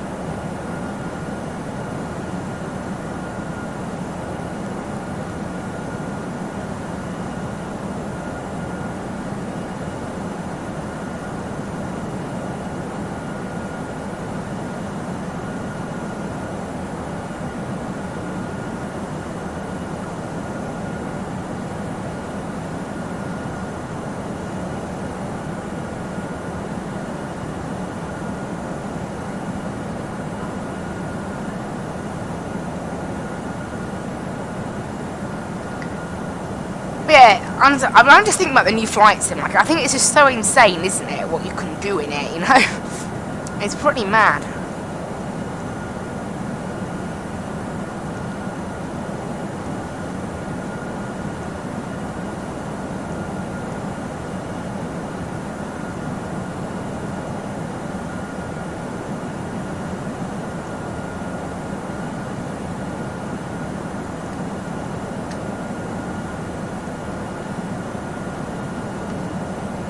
Is this plane letting us up to... No, this plane's still saying you can't go up to 360, which is actually rubbish, considering we're at 360 right now. So I have no idea what it even meant. I said, I mean, obviously, maybe if I tried putting in 380 as a cruise, would it reject it, you know? No. So you can see there, look. It doesn't accept if I put in 400 because it's too high. It says bad format, which means you're not allowed. Strange one. It's a very strange one.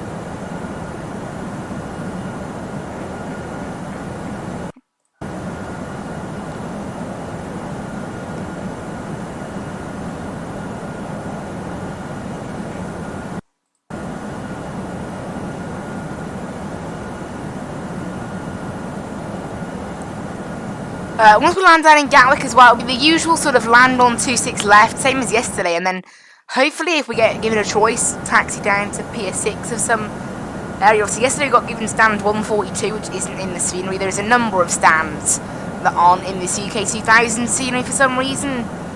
It's a bit unfortunate, but just ignore it, I guess.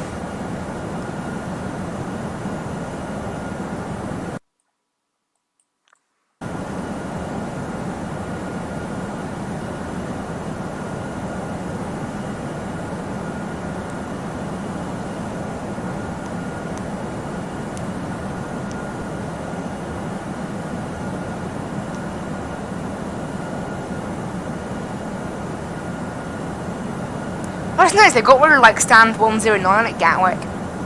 Interesting. The procedures haven't changed in the latest air rack. I was just checking because there was actually a brand new air rack, like last week, I think.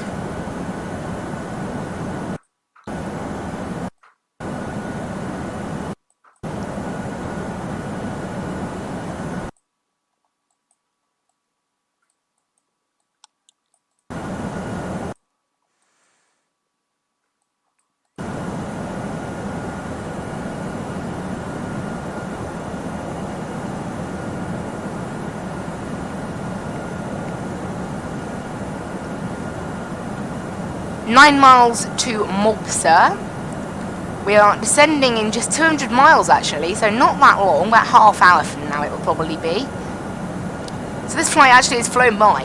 Hour and 6 minutes, apparently we've got an hour left.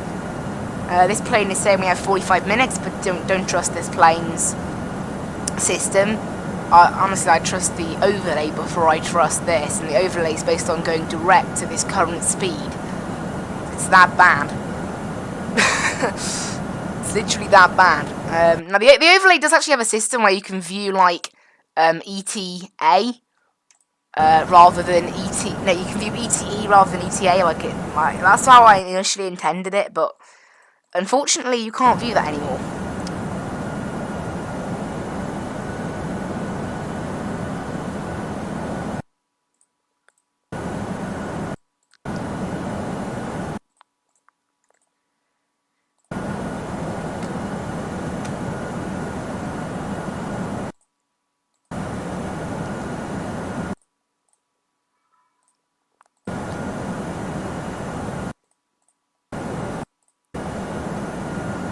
I'm just checking through my performance on here.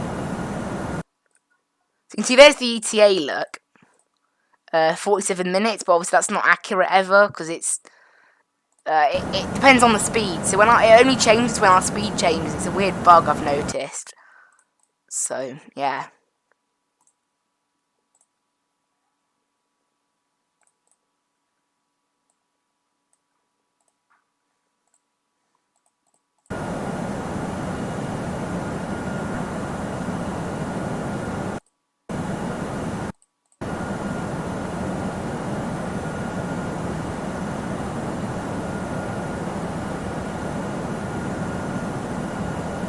Passing the Osnabrück VOR now.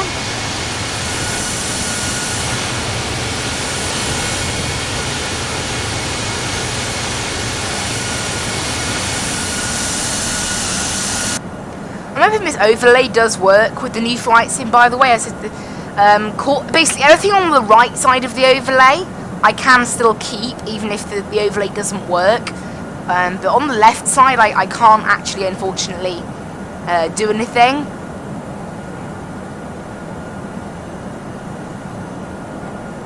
Until they manage to make it compatible with the new flight sim, or maybe it'll be compatible straight away, but something tells me that it won't be. I somehow doubt it. I'm not sure whether it uses Sim Connect to connect or whether it uses something else, but yeah, who knows. Who knows?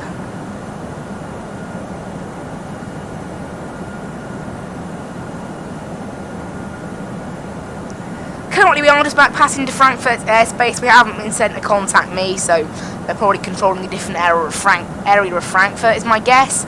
I can have a look if they're not covering Dusseldorf. So the fact that they're not covering Dusseldorf or Cologne means that they're not covering this part of Germany, basically. So no ATC for us, sadly. There's Osnabrück down there. I think it's a city in Germany, or is it a town? Is it? I think it's a city, although I'm just searching it now. It is a city. Nice. Population of 165,000. So not the largest of places, but definitely not the smallest.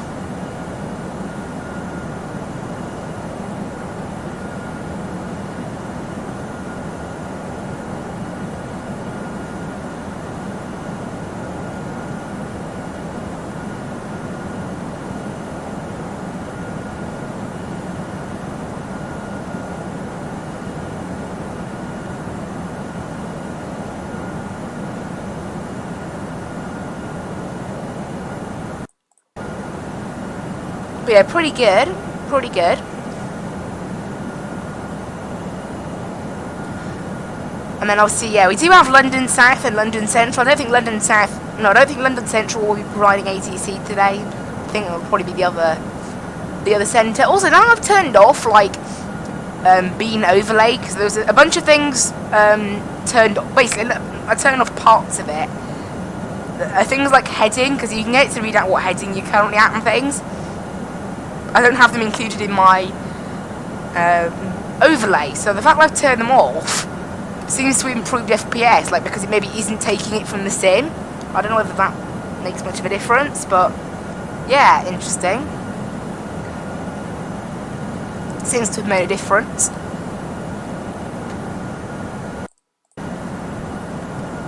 But yeah, we are now in Frankfurt's airspace and they're not covering us. So that's clear about that then. Got 3 waypoints here that are like really close together for some reason. Why does that happen? Like within literally like 30 miles we've got 3 waypoints. Like within 10 miles, like after Amsan. Just within 10 miles of Amsan it's 2 more waypoints. After that, it's weird. How that works. Like why would you do that? I guess the thing is one of them is actually a VOR, so that's probably what it is, because they are all part of this airway. I think they're all part of L980. I don't think we left L980 until RKN.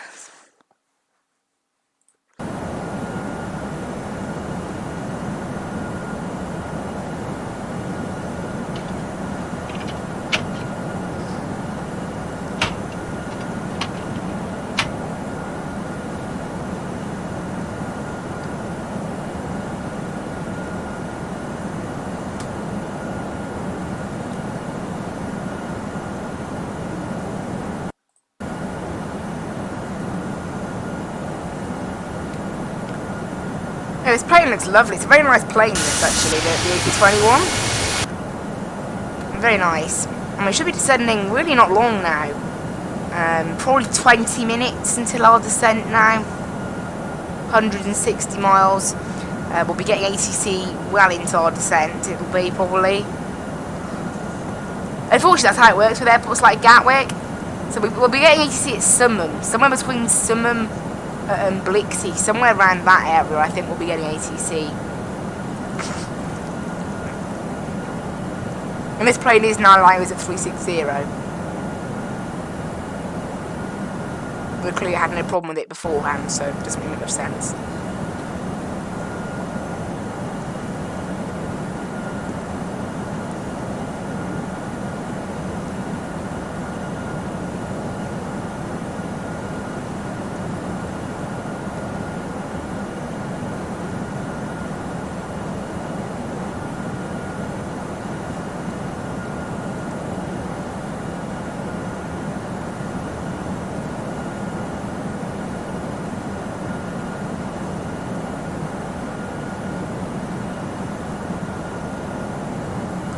But it's a lovely little plane, this. I think we're going to be flying... tomorrow we're going to do motorsport management, so the stream is a little bit delayed. Because I'm busy. And then Saturday we are going to be flying the Dash 8 Q400. In fact, I will have to take out the scenery for Turku, which is where we're going. We're going from Helsinki to Turku and then back. Because unfortunately, FSX freewarescenery.com, their site was down earlier. I'm just checking now. It appears that it's still down. Yeah, that's a shame. Okay, we might not be able to get any scenery then. If that stays down, that's a real problem for us. However, I have just found someone... No.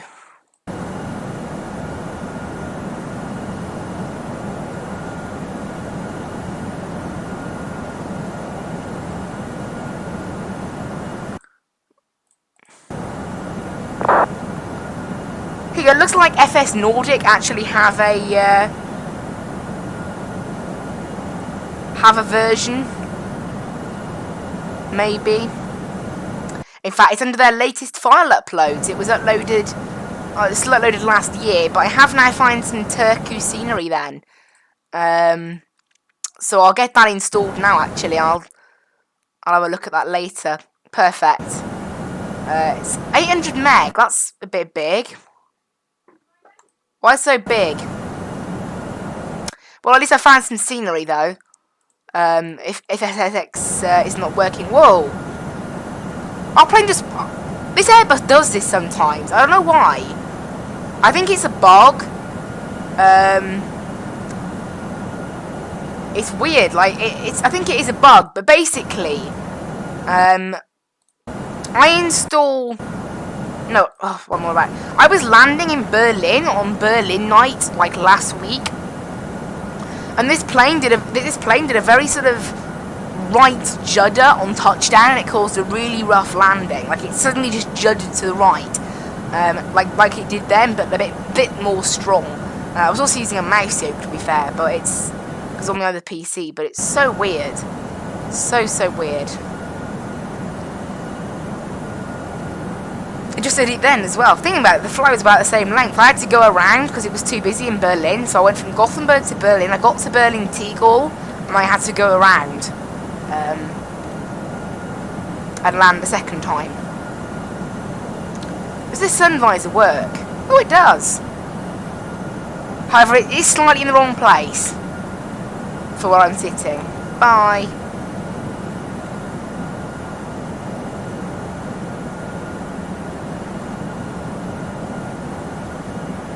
At the moment now, Gatwick Ground has just gone offline, but we've still got Tower, have only been online 40 minutes. Approach has been online an hour, same with London South, so that may be less busy by the time we get down there. Like, as in, like, they may disconnect, I don't know for certain. Yeah, Gatwick Approach has been online 57 minutes, and South has been online 1 hour and 2. I can check to see if they've got an estimated log-off time. They haven't. I don't know, a lot of controllers don't tend to leave one. You can... When setting up an ATC client, you can do that, but they don't tend to leave one. In fact, I don't think anyone's left one. Information Bravo still at Gatwick, which is the one that we've got on board the plane. It's the one that we plugged into the MTBU, sorry.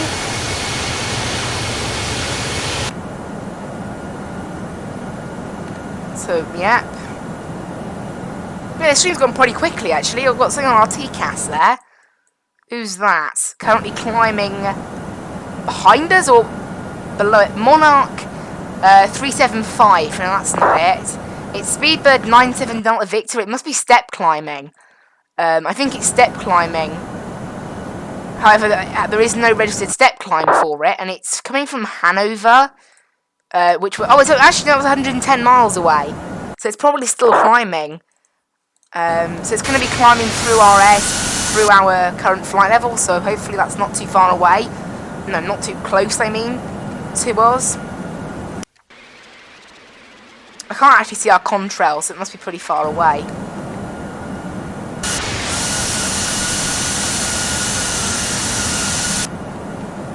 It must be fairly far away.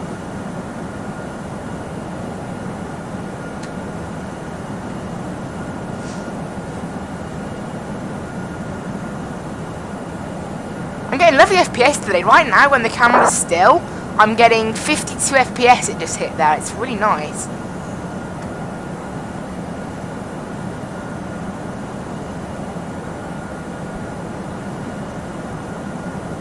I don't know what the cargo looks all about there. People were just saying, like, can I get a unicorn writing check to make sure it's accurate? Who knows?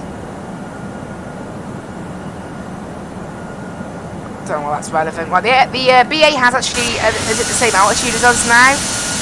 I can't see it, so it must be far enough away clearly that it isn't an issue. It's going up to 380 today. I'm obviously just staying down here at 360. This plane probably won't even let me go any higher than that. Nope, not right now.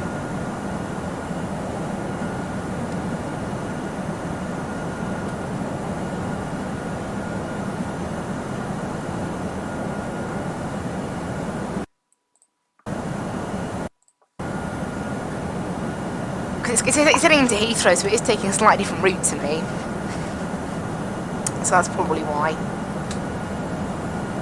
Let's go a bit higher. Obviously, it's not following me exactly. I'm going to look now just to see if it is taking a similar route.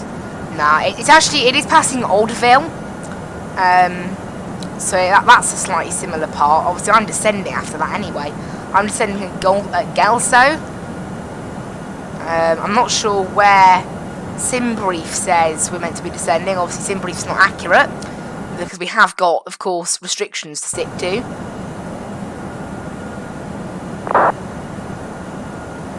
This thinks we should be descending at... Wow.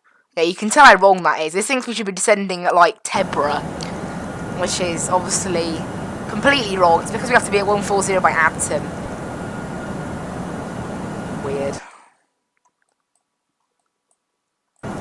Yeah, obviously, SimBrief you don't use for descent planning. It's not accurate. Nowhere near accurate. It's better off planning it yourself, honestly, than doing that. Obviously, because, you know, just that standard rule, the standard ruling of how much altitude you need to descend, take the zeros off. So if it's 24,000, 24, and then you get 24 and times it by 3. Very, very basic formula. It's not exactly accurate, but it's within. It's basically a rule of kind of decent accuracy. So say I want to descend to 24,000 feet right now. That's 12,000 feet I have to drop. So 12 times 3. I know it should take me 36 miles to descend, roughly. Obviously, it's not exactly true. It's not exactly accurate, but it's a pretty good way, a pretty rough way to tell if you're just in a rush. You know, quite a nice simple, times it by 3, nice simple calculation. You know?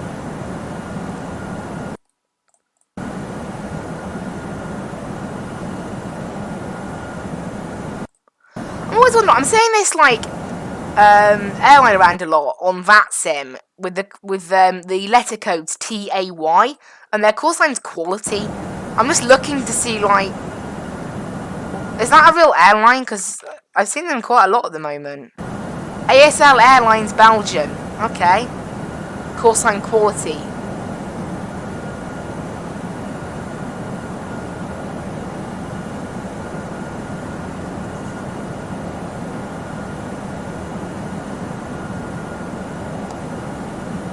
So they are a real life airline. They're like a cargo airline, I think, aren't they?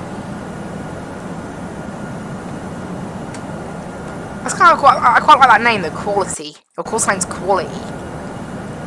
I guess it's because they're a cargo airline, so like everything they deliver is quality, maybe? I don't know. I really don't know. You never know.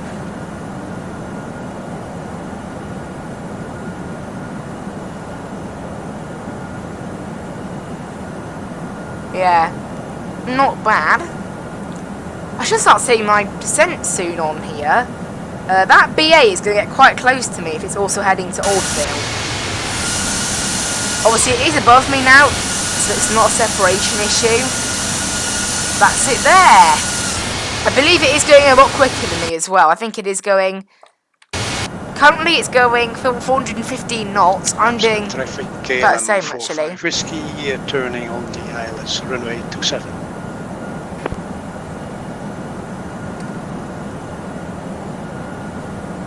So I don't know when that's... I'm descending just after that. The thing is, after Oldville, it's going off somewhere else anyway. After Oldville, it's going to Abned. And do I go to Abned at all? I don't think I do. No. I don't go to Abned, so... Interesting. I just turn slightly around to the left now, and you can see there's our top descent in just 80 miles time. London South just went offline. That's a shame. Okay, it looks like we might get London Central. KLM I don't think so. Yeah, on the ILS established. ILS 27, 6.8 miles out. That's a shame. So it looks like London South is just closed. So no ATC for us then. At the moment we've Gatwick approach, and maybe we are actually initially going into London Central. So maybe London Central will cover us.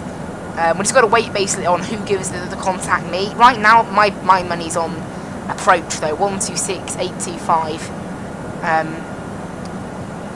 and it's 127.1 for Central. But even though we are in Central's airspace, it's for such a brief amount of time. There'd be no point in talking to us. Even though I guess it's because South have come offline.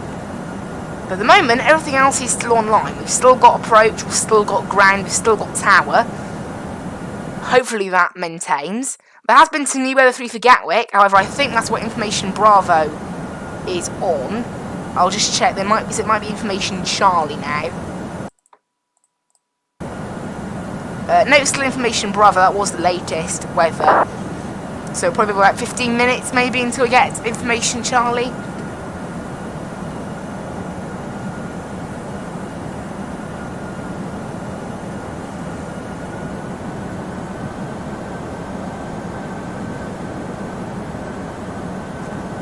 So that's okay.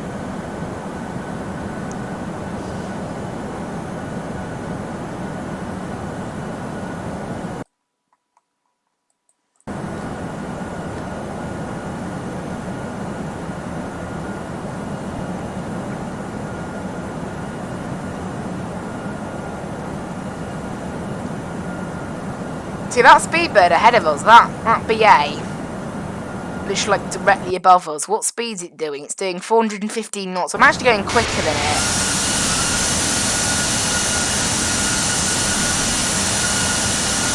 See it there.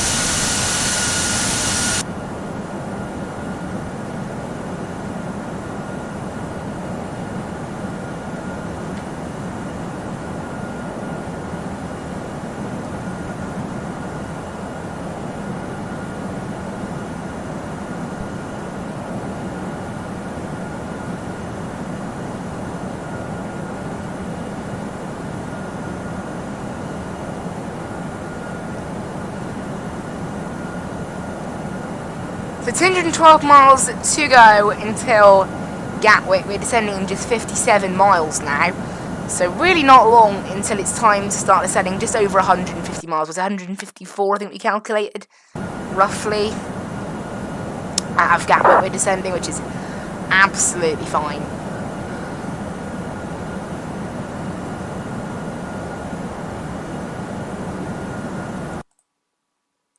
No new weather for Gatwick as of yet, that's all fine. QNH is 1015, so not much different. Only a little bit higher.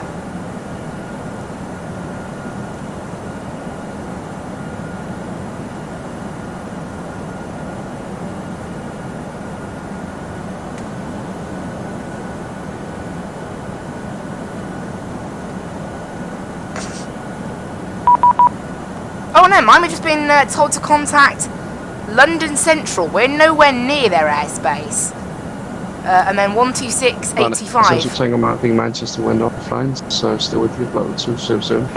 Runner 72 Tango Mike, Roger, monitor Unicom 122.8. 122.8, right now, 72 Tango Mike, thank you. This is Chanix 1351. Hello again. We are having autopilot issues, so we are requesting to go back to Birmingham, if that's okay. Chanix 1351, Roger, turn left heading 050 degrees, stop, climb flight level 300.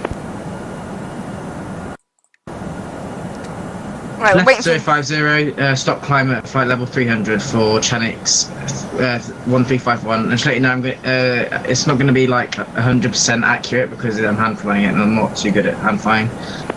Chanix 1351, Roger. London Control, hello. Skyways 525 with you, flight level 360, inbound Oddville. Skyways 525, London Control, hello, turn left heading 250 degrees, Tevra 1 Golf arrival, squawk 0355.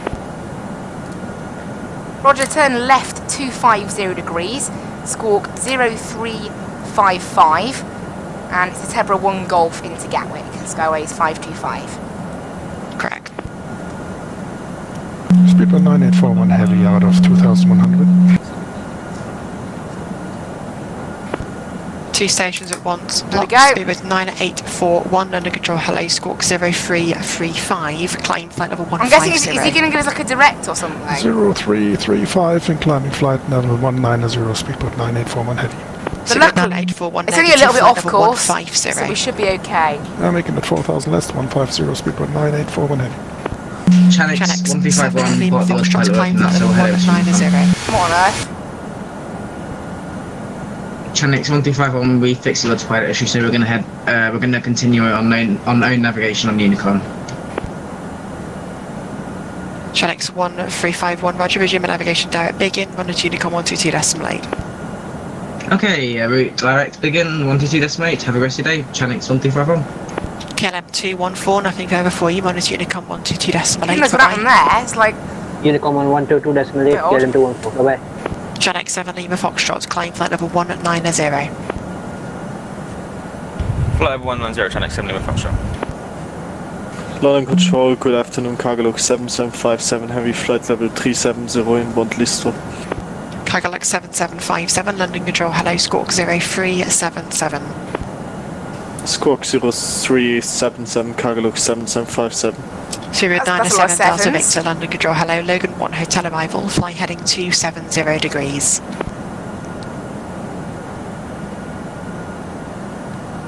Speedbird 97 Delta Victor, London Control, Logan 1 hotel arrival, fly heading 270 degrees. Fly heading 270 speedbird 97. It's all looking good at the moment. We're just waiting for... I don't know, I think we might end up doing a bit of an early descent. I don't know. I'm going to wait until we pass Galso and then request descent, I think. It's a bit weird. I'm guessing we're going to get given a direct to Arnhem, maybe. But I don't know that for certain, so we'll have to wait and see on, I don't know, what control it gives us for now. Maybe it could be separation with the British Airways as well. That's over there. London Control, good afternoon again. UPS 49er, stand 78 at East Midlands, ready for push and start. UPS 49er, stand 78, push and start approved. Thank you, push and start approved, UPS 49er. Hello, 1 Victor Bravo, climb flight level 410. Climb flight level 410, Ryanair 1 Victor Bravo. London Control, good evening. That's high for a 371 with your flight 737. level 380 Oddville. Right, question Wizz Air 271, London Control, hello, Tebra 1 Golf arrival, squawk 0314. Number 1 Golf Squawk 0314, Wizz Air 271. White Star 6566, leave Velag, heading 360 degrees, descent to flight level 80. Leave Velag heading 360 and descent to flight level 80, White Star 6566. White Star 6566, it's vectoring for an ILS approach runway 27 at East Midlands. ILS 27 East Mids, White Star 6566.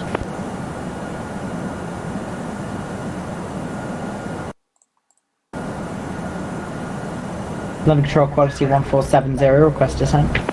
Quality 1470, descent flight level 100, level by Velag. 100 by Vela, quality 1470. So all looking good right now. We're only 3 miles off course actually, so we're really not that far off. Skyways 525, turn right heading 270 degrees. Right heading 270 degrees, Skyways 525. It must have been separation with the BA then. London Control, right I don't know. 221 at Bristol. Do I contact you or 1228? Station at Bristol, Unicorn 1228. Thank you.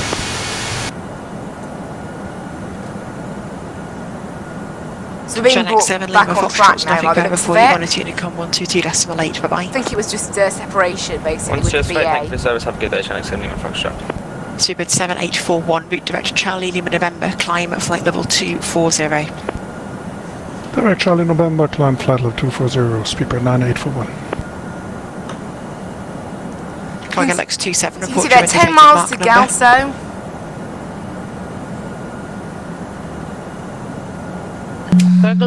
Tia India Alpha 11, ready for takeoff. We're stationed at Norwich. I don't control Norwich. Unicom 122.8, break. Cargolux 27, report your indicated mark number. Currently sitting at Mach 0.843. Cargolux 27, mark decimal 7, 8 or less. Mach decimal 7 or less at Cargolux 27. Air Greece 920, when ready, descend flight level 200, level 3, question 25 miles before Trent. Yes, sir, Air Greece 920, ready for descent, please. Air Greece 920, descend flight level 200, level 25 miles before Trent. We're all good right now. 156 miles to Gatwick. We should be descending pretty much about 920 now. negative, flight level 200. Sorry, 200. 200. Thank you very much. White Star 6566, descend to altitude 6,000 feet, QNH 1013. Descend 6,000 feet, QNH 1013, White Star 6566. Scandinavian 142, Right, we should be good descend to flight descend level now, pretty 110, much. level by Lapra. Descent flight level 110, level by Labras, Kennedy 142.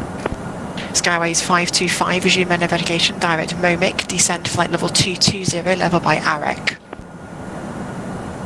Descend flight level 220 and direct Momik. Can you repeat the place we have to be level by for Skyways 525? Romeo Echo Kilo. Romeo Echo Kilo, Roger, Skyways 525. 0907 Delta Victor, resume navigation, direct Logan, when ready, What? descend flight level 250, level by Logan. What? That isn't on our plan. That website, that place is not on our plan. I don't know what he means, honestly. I know 1 Victor Bravo, nothing there before you, on is Unicom 122.8, bye-bye. Over to 122.8, goodbye. Ryanair 1 Victor Bravo. White Star 6566, turn left heading 355, descend to altitude 5,000 feet. I'll tell him about that now. 5,000 feet, left heading 355, White Star 6566. Cargolux 27, when ready, descend flight level 200. We'll just do level it by Alphos, Blixie speed and on see what he conversion at says. 260 knots or less. Should be okay.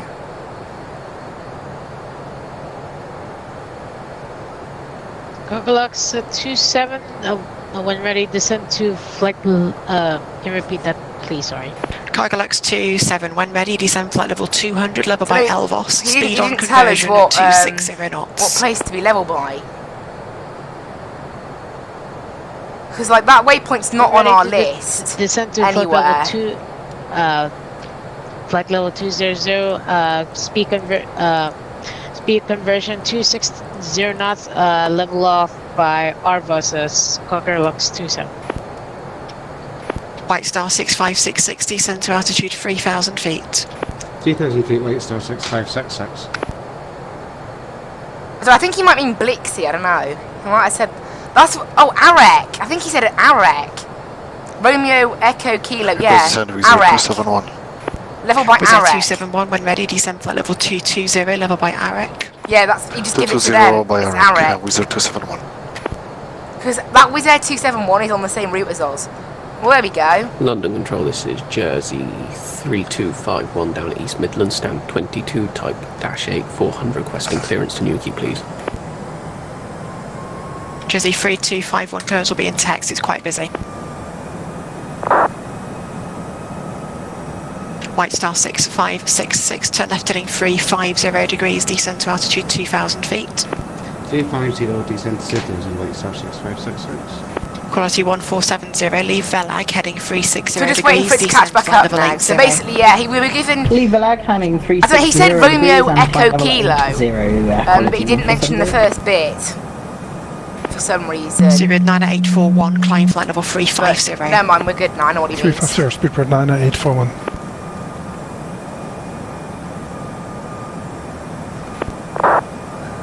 So we should just wait... London Control, UPS 49, ready for taxi, underground at East Midlands, facing east. UPS 1, question UPS 49, taxi Hollywood Alpha 1, runway 27 by Alpha. There we go, just wait for that to catch up. There we go, there Roger, it is. holding port Alpha 1 for 27 by Alpha UPS 49.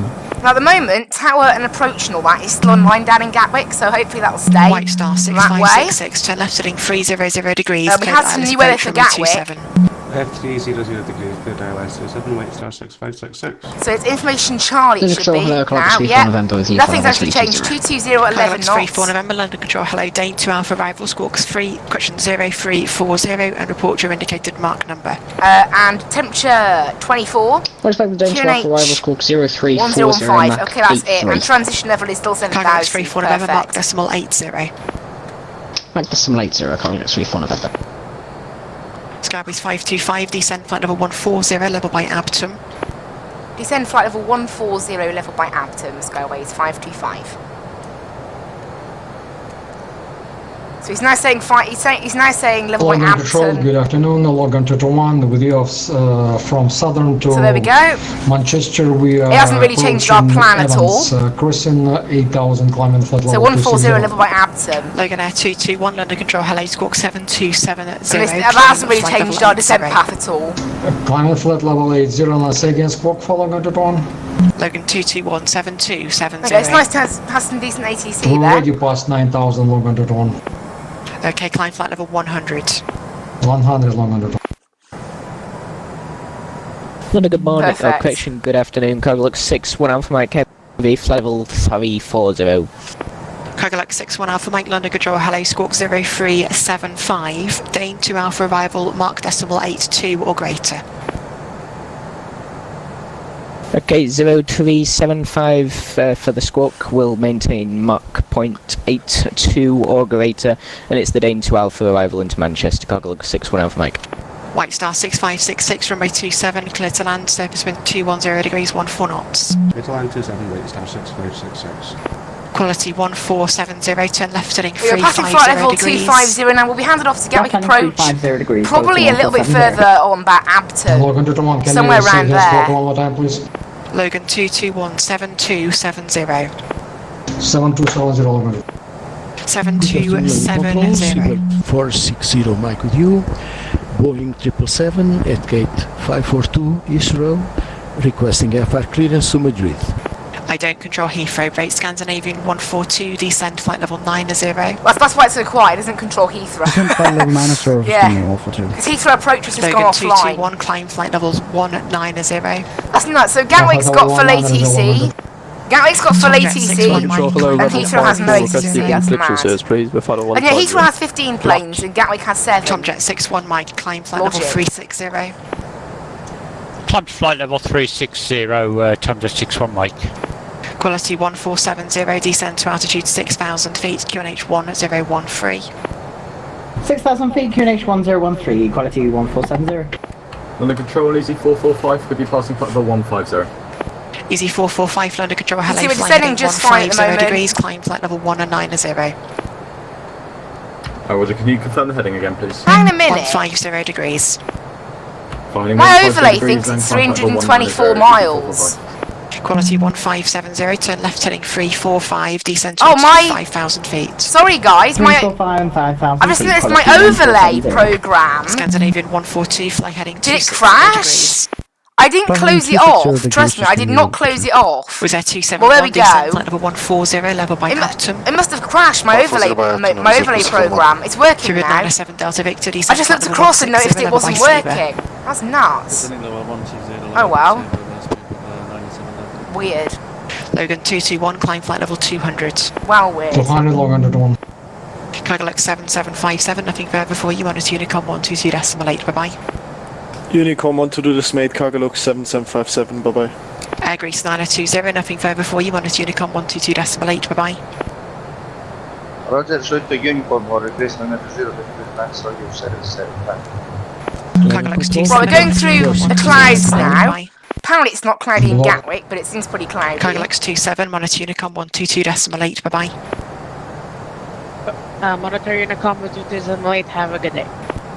Ryanair 672, are you with me? Ryanair 672, yep, trying to find a gap. Passing flight level 184. Runner 672, thanks. It's vectoring for nice approach runway 33 at Birmingham. Descend flight level 90. Fly heading 13 is question 140 degrees. There's a few clouds there, but we're pretty much past Descend quite now high flight up level clouds, 90, really. 140. We're expecting 15, so we'll just change that now. Correction, 15, sorry, yeah, I always get them muddled up. No worries, me too. Runner 672. How confusing is it? Scandinavian 142, descend flight level 80. Descend flight level 80 is can you offer to? Skyways 525, nothing further for you. Monitor Unicom 122.8, bye-bye. Unicom 122.8, bye-bye. Skyways 525. Speedbird 98841, nothing further for you. Monitor Unicom 122.8, bye-bye. Approach is online though. Speedbird 9841. Gatwick approach is on. 142, no? to left heading 205, Gatwick descend approach is altitude online. 6,000 feet, QNH 1014. Can you repeat that? What? I'm well confused. I'm going to send him a message now. Because I think we should be on to Gatwick approach now. I'll just request it now, open a private chat.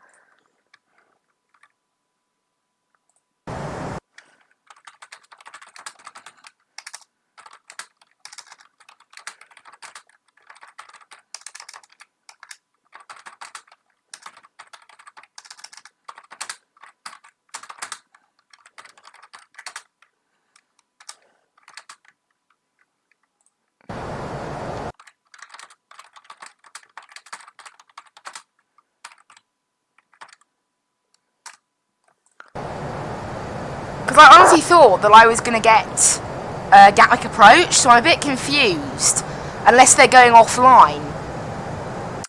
I honestly thought I shouldn't. I thought, because they're still online now, look, so I wonder if it's a mistake by them, by the ATC, but I don't know for certain. We'll go past Abtom now.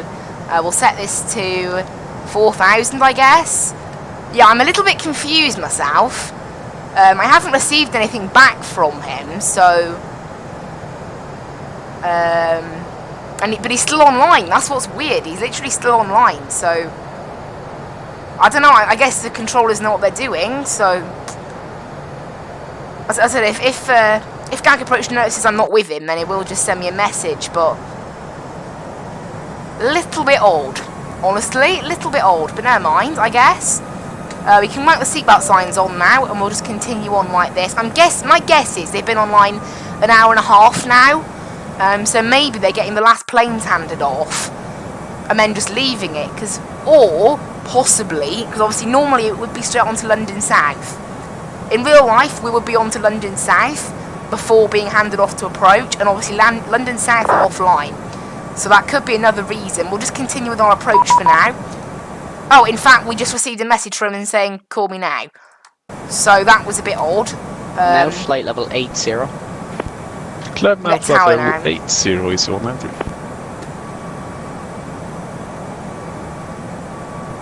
Gatwick approach, Skyways 525, with you passing flight level 130, inbound Arnhem. Skyways 525, Gatwick Director, very good afternoon, landing runway 26 left, there's no delay, and can you accept a straight-in approach? Runway 26 left, and yeah, we should be fine for a straight-in approach, Skyways 525. Skyways 525, thanks very much. In that case, turn right heading 255 and descend flight level 80. Right heading 255 and down to flight level 80, Skyways 525. Alright, we're doing a heading now. We're going to get a straight-in approach, okay, apparently. 214 on that heading when established on the localizer, runway 26 left, descent on the glide path. So that's perfect. Straight-in approach from here, 47 miles. That's going to save us a whole heap of time. And this plane should now just follow... No, plane, I don't want you doing that. I want you to stay on heading a 255, which is pretty much the exact heading the Airbus wants us to follow. So that means that this plane will be able to follow its own descent path now, which is really good. So yeah, that saved us a hunk of time. I have no idea why we just got handed off to Unicom then, if he was still online and accepting us, but as I said, always check, always, you know, it's quite important, just check with the controllers if you're not sure. Up to flight level 180 is 190. No, this thing isn't letting us do, can we do an open descent, or is that not going to work? Is that just going to do a massive descent and not stick to the purple line? Because that's my worry with that one. Because it may just totally ignore the purple line. I don't really know what an open descent sort of is in terms of... Oh, actually it does. Good afternoon, Golf Looks like it Sierra will stick Whiskey, with India it. November, request basic service. It looks like it's Golf not Sierra sticking with Whiskey, the India purple November, Gatwick thing, Director, so... very good afternoon. Squawk 3750. I'm going to stick it with the sort of default. It goes 1700 feet per minute, a little bit below the typical 1800 feet per minute. We need to slow down for 250 knots now as well. So I'll get ourselves slowed down for that now. Golf India November, thanks very much. Basic service. Basic service, Golf India November. This plane is struggling to slow, actually. Oh, that's because we are descending maybe a little too much. Let's do that. Let's ease it back. A touch, and that should help us KLM 214, slow. contact Gatwick Tower, call sign only 124.225. Bye-bye. There's 10,000 under the line lights.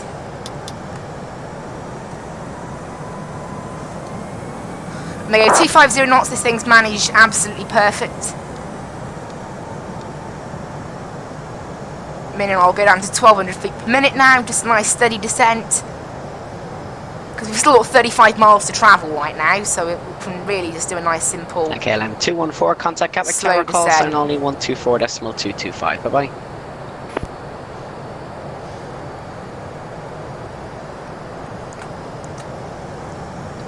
Easy 193, there's no further ATC, monitor Unicom 122.8, bye-bye. Oh, Unicom, So I'll keep 255, I'll make sure this, I'll just keep clicking direct on there to make sure this thing knows how far it is to the ILS each time. It's great they've been giving a nice direct routing there. So we were easily able for a nice direct routing, it's great for us. And see, this thing doesn't actually, it won't tell us how far we are of course, because of the fact that I'm doing a slightly different descent to usual. As in, like, I'm not using, I'm obviously not using anything else, but whatever.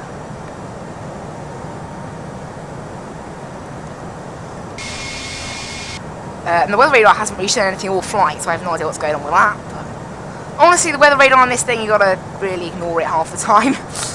Just judge it. Generally, if there's clouds, it means bad weather. Like high altitude clouds do tend to bring turbulence with them. Things like that. But yeah. Skyways 52535, track miles to touchdown, runway 26 left, descend to altitude 4,000 feet. QNH is 1015. Descend 4,000 feet, QNH 1015, Skyways 525. Okay, right, I should now be able to select a proper vertical speed for this. So you can see here, if I select 1,200 feet per minute, that will get us, so I want to be obviously at 2,000 at the start of the ILS, not really 4,000. So you can see there, I want to be probably about 10 miles before 4,000, so it looks like about 1,200 feet per minute should be, okay, 1,100 feet per minute should be just fine. And then obviously, oh, hello in the chat, hope you're enjoying the stream. Obviously by the time I bring in the new QNH of 1015, I should only change it by about, like, I don't know, 50 feet, 100 feet. That'll then get us our sort of final altitude then. I'm also going to slow a little bit to 240 knots, just to make sure that I can slow enough later on. But there's 7,000, QNH 1015 is set. Skyways 525, turn right heading 265. Right heading 265, Skyways 525. There we go, 265, so you can see he's just getting us back on course. Director, hello, Easy 101 Delta, 23,000, timing level 60, lamp on 2X-ray. Easy 101 so we're going direct to the ILS again, and that should tell us afternoon, climb now, flight level 130. Oh, you can see now we're literally bang on course. 130, easy 101 Delta. For that ILS. So I should be able to just stick with this course you can see here now, hopefully. I can knock this back a little bit. In fact, I'm getting a little bit of lag as Gatwick's loading in. There's only 4 planes on the ground in Gatwick though, so nothing too bad. It's just, there you go, you can see it's just having to load it all in. There's what, like maybe 8 or 9 planes in the area. With a flight level 139 descending inbound London. Is there 271 Gatwick Director? A very good afternoon. Landing runway 26 left. There's no delay. Descend a little bit of a turbulence and lag spike in one there. there. A straight in approach. Yes, Wizard 271. Whoa, and then you can see none of this is on the weather radar. I'm expecting 26 left descending 70, no delay, Wizard 271. Wizard 271, thanks very much. Turn right now, heading 260 degrees. Oh boy. Right heading 260, Wizard 271. My flight sim's crashed. I think it had a massive lag spike. I think something's gone wrong with the weather, maybe, or something.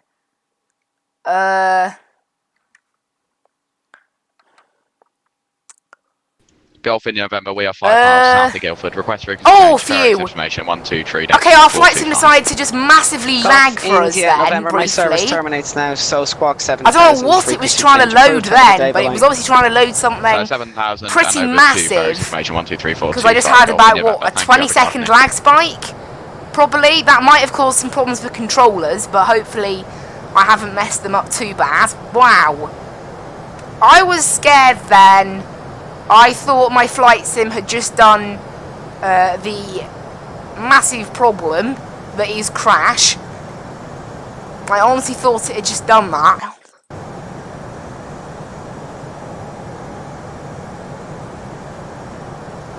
Wow, if that had just crashed then... Easy 101 Delta. I wouldn't have been happy. ATC monitor Unicom 122.8, bye-bye. Unicom, bye-bye, easy 101 Delta. Just slowly bringing the speed down now, ready for our approach. You can see there we're just passing 5,000, so we should be good for the arrival now. 15 miles to the start of the ILS, and preferably we want to be at 2,000 or at least 3,000 at the start of that. And it does take us a good bit of time to get down there. Looks like we'll beat our estimated time. I can't believe that freeze. That freeze freaked me out. That really scared me. I was like, no, not again. Not again. Honestly, I probably wouldn't have played Flight Sim until the new one came out, if that happened. Honestly, I probably would have been like, nah, I've had enough of this. Not good. Not funny. Definitely not funny. Honestly, I couldn't believe that. Phew! Gulp. Massive gulp. That was not nice. That really wasn't nice. Skybase 525, descent to altitude 3,000 feet when established on the localizer, runway 26F, descent on the glide path.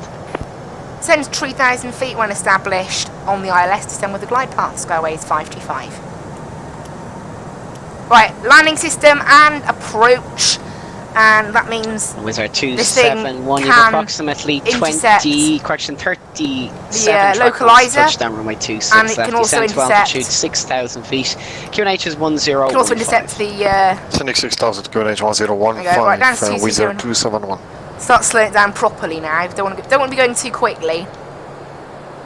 Wizard 271, descent to altitude 4,000 feet. 4,000 feet, Wizard 271. So you can see the plane's getting rocked around a little bit. It's not the nice. It seems quite turbulent, the winds and things. There's Gatwick in the distance. We can see there. We've just grabbed hold of the localizer, and it'll intercept that shortly. Oh, honestly, that lag got me worried. Right, down to 210. Just constantly slowing this thing down now to make sure we're not too quick when landing, because we are only 16 miles out now. This is when this thing would start to do its descent.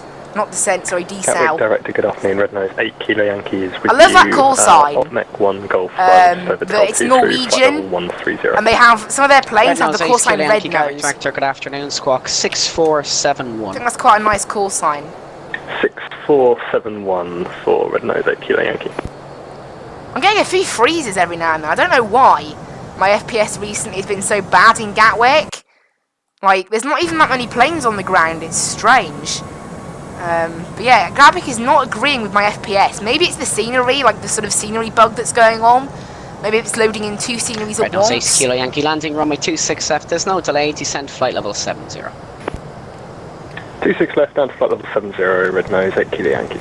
He sounds like he's talking on a phone, honestly. Like, maybe, like, slight, like, phone audio quality. I don't know.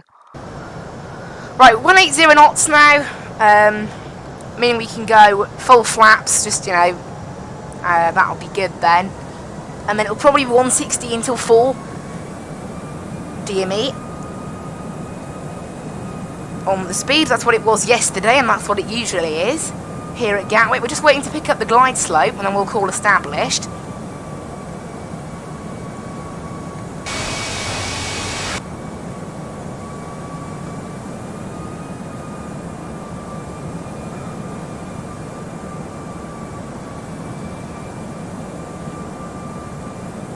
And yeah, 180 on the speed for now, and then we'll drop it a bit further. 271, turn right heading 275. Right heading 275, with 271. Right, we're just waiting for the glide slope to be captured, and then we're good. There it is, go on altitude. Sky is 525, contact Gatwick Tower, call sign only 124.225. Good afternoon. 124.225, call sign only. Bye-bye. Skyways 525. 121.8 on the ground now. Skyways 525 with you. Skyways 525, Gatwick Tower, good afternoon. Continue approach runway 26 left, your number 1. Surface wind 220 degrees, 11 knots, variable between 170 degrees and 250 degrees. Number 1 for approach for 26 left, Skyways 525. Alright, down to 160 knots now. He hasn't even told us to do that. We're number 1 for approaches, so obviously it's quite quiet. At this time, it's not like there's an event on or anything mad like that, so we're all good. When it comes to things like that, we're just all good straight off. So, right, spoilers, armed, and gear down now as we're 6 miles out. And then once that's all done, we'll go final speed at 4 DME like yesterday. And hopefully we can do a pretty good landing like yesterday. Also, we had another pilot yesterday being like, that was a good landing. It wasn't even that good, honestly, but I don't know, obviously, as I said, I'm flying this, I'm flying this Airbus with a yoke, not a joystick. And I'm in the world's laggiest simulator when it comes to Gatwick Airport. Right, there's 4.5 DME. We may as well just start slowing down now. This thing takes an age to slow down, and so we're not actually, we weren't even instructed to do 160 until 4 DME, actually, were we? Even though I planned for that, so it doesn't even matter. But we can go ahead and Skyways 525, runway 26 disable left, clear to land. autopilot. Runway 26 left, clear to land. Skyways 525. There we go. We have now been cleared to land. So good. We'll just there you go. I've taken control of the plane. Obviously throttles we'll keep control of until no, we'll keep them auto until 20 feet, otherwise known as retard on the GPWS. They've obviously got 100, 50, 40, and so on. Oh! I'm getting some weird lag spikes today. I don't know why. Gatwick recently just seems to be absolutely killing this scenery, like killing the FPS. I have no idea why. I said hopefully the new flight sim. I don't know. This PC that I record on, I stream on. My recording PC is slightly below recommended in the graphics area and above ideal in the processor area. This PC is bang on recommended in both areas, and RAM is also recommended. So, you know, this PC, if you were to build a PC for recommended specs, this thing is basically perfect for recommended specs. So there should be no problem in running it. 100 above. We're a little bit low actually. Let's go a bit higher. Speed. 200. There you go. We're a little bit slow then. Rip. Minimum. Let's minimums continue. And we can 100. go ahead. Sink rate. This thing's moaning at us now. We're dropping a bit 40, quick. 30, 20. And we're idle power 10, there. 5. Great.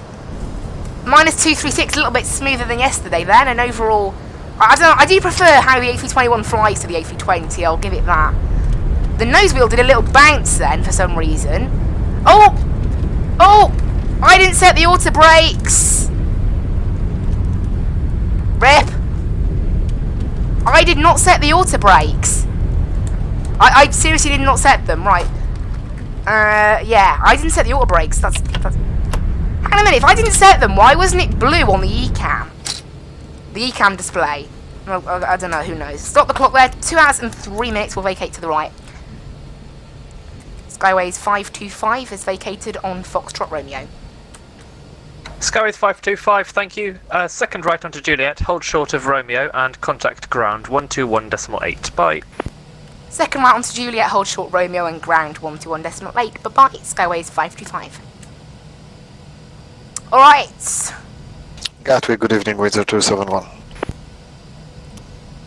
With Air 271, Gatwick Tower, Everything's good all set evening, up then. continue approach runway 26 On the ground, left, right, you are over number to...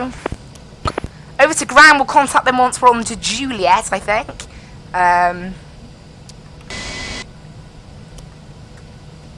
And there we go. Hello and welcome everyone to Gatwick. Pretty good landing there. The nose wheel did a weird bounce, which is a bit odd, but just ignore it.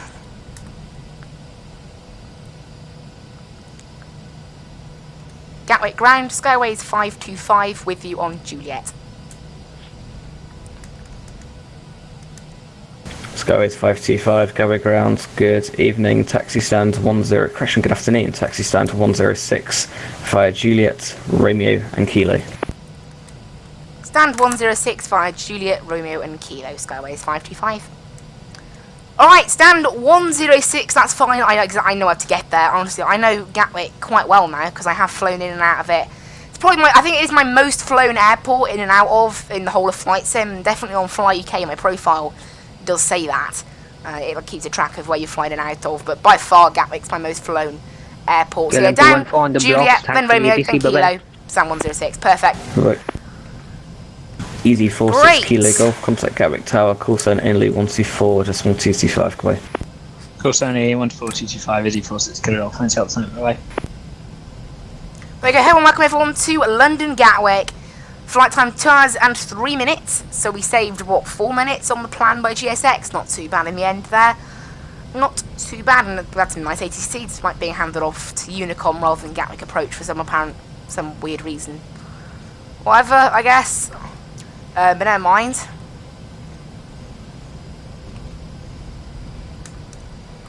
And there's also a Wizz Air landing. What on earth? Why is that plane tipped up in the air? Should we watch the landing of the Wizz Air? It's actually 5 miles out, so it might be a bit... I'll take a bit of time. That's going for Gdansk. Okay, after the Skyways A321 passes from right to left on Juliet, taxi hold Delta 1, runway 26 left via Tango, runway 08 left. Say again, the holder point, Golf Hotel Echo? It's Delta 1. Delta 1, after the Skyways A321, will taxi Tango 08 left, Golf Hotel Echo. Delta 1 is not a holding point of what I can see on this chart, but okay. Oh, it is, there it is, I can see it now. So yeah, taxiing down Juliet, they're going to be behind us. I don't know why they're up in the air. If they start taxiing and they're still in the air, oh boy. Yeah, Vatsim's being a bit weird.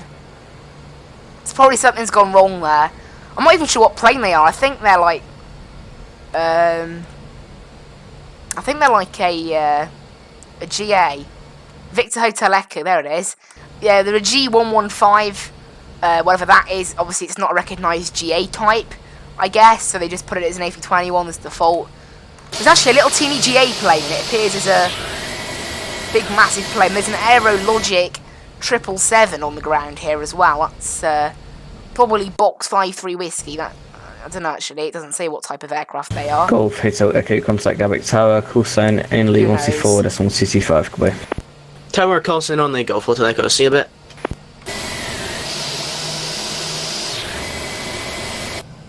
There's the Wizz Air. Right, we're still on Juliet. We need to turn left onto Romeo, actually. Just up here. There's the Wizz Air, look. Approaching. Very fast approach, actually. It looks like a fast approach, anyway. So we're going to make a left turn onto Romeo here.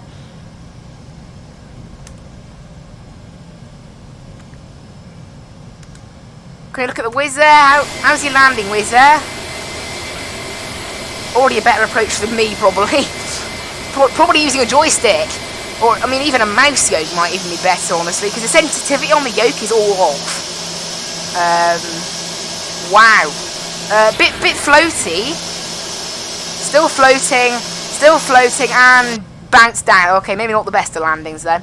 It was a pretty good approach, and then just floated it, and then just slammed it into the ground, so... Or at least that's how it looked on my end. It was probably a lot smoother on their end. It's probably Vatsim, honestly. I'm not sure how accurately Vatsim even portrays aircraft like that, but, you know, whatever.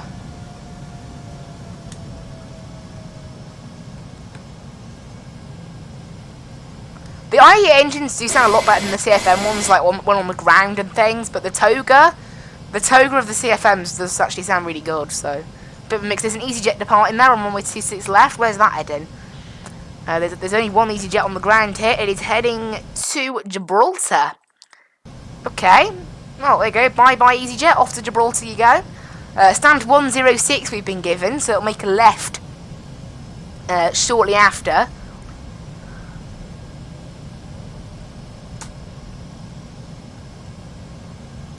And there's actually another plane on approach, so it's quite busy. That's the Red Nose 8 Kilo Yankee. Strange that it's so busy, you know. I mean, it is almost weird. Like, it's really busy in Gatwick, as in, straight out kind of stuff with planes. But there's no event or anything. I think it is, you know, it is just how busy Gatwick naturally is. Right, stand 106 is here, so make a left turn onto the stand now.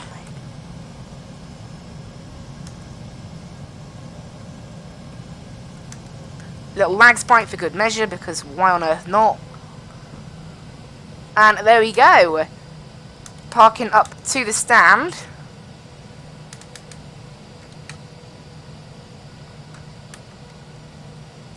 See the scenery just flickering.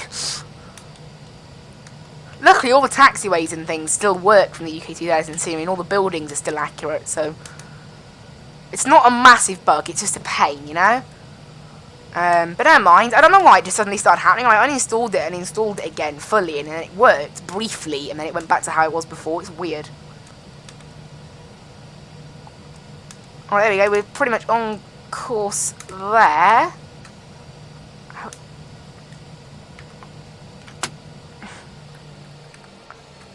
There we go. Got to ground. Good Cut evening. the engines. Off Juliet. go. All this stuff. Was that 271? Gatwick ground. Very good parking. Right, connect the jetway. Taxi stand 15. Correction, stand. Oh, sorry, I messed that up. Taxi stand 17 via Juliet, Romeo, and Kilo.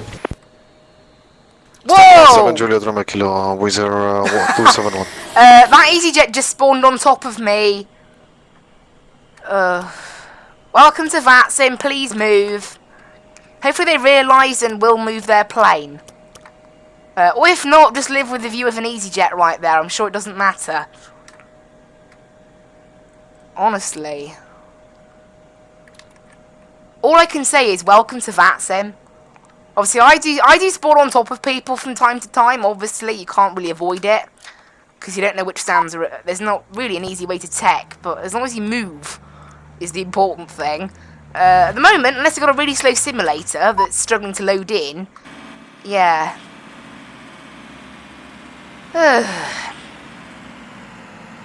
That literally does say welcome to Vatsim, doesn't it? They're not going to move.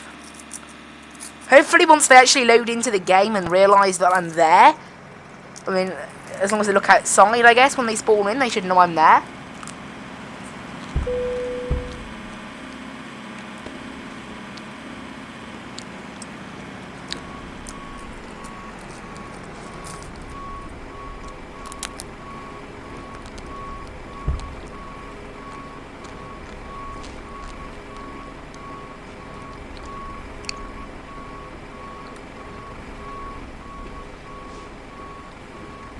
A bit weird, this EasyJet has not moved yet, or whatever.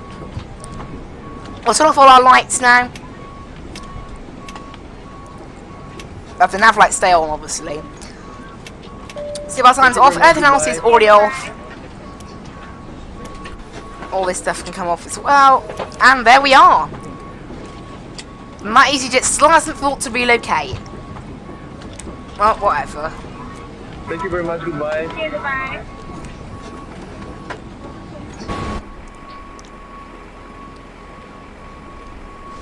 As I said, welcome to Vatsim.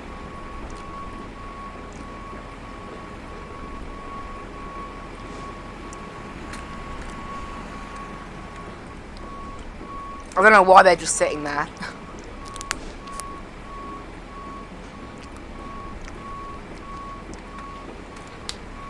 I'm sure they have their reasons. honestly. Anyway, guys, thank you so much for watching. Join me tomorrow at, well, it should be 3 PM. It might be a little bit earlier. It might be a little bit later. It might be cancelled, honestly. It probably won't be later. If it's any later than 3, I won't have time to do it, and I'll have to cancel it. For Motorsport Manager. Kilo Yankees with you on Juliet. Unbelievable, that EasyJet. Well, whatever. Thank you guys so much for watching. Red Nose 8 Kilo. I'll disconnect now and that can disappear. Thank you guys so much for watching. I hope you really enjoyed today's stream. I was so scared of it crashing right at the end. I thought it would crash. Oh boy, that was not a nice feeling. No, it was not a nice feeling. It was really, really not a nice feeling. I thought it had crashed, but we're okay. We are all right. We were just okay.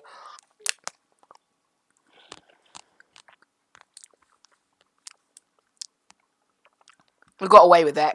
But anyway, guys, thank you so much for watching. I hope you really, really enjoyed, and I will see you in the next one. Bye-bye!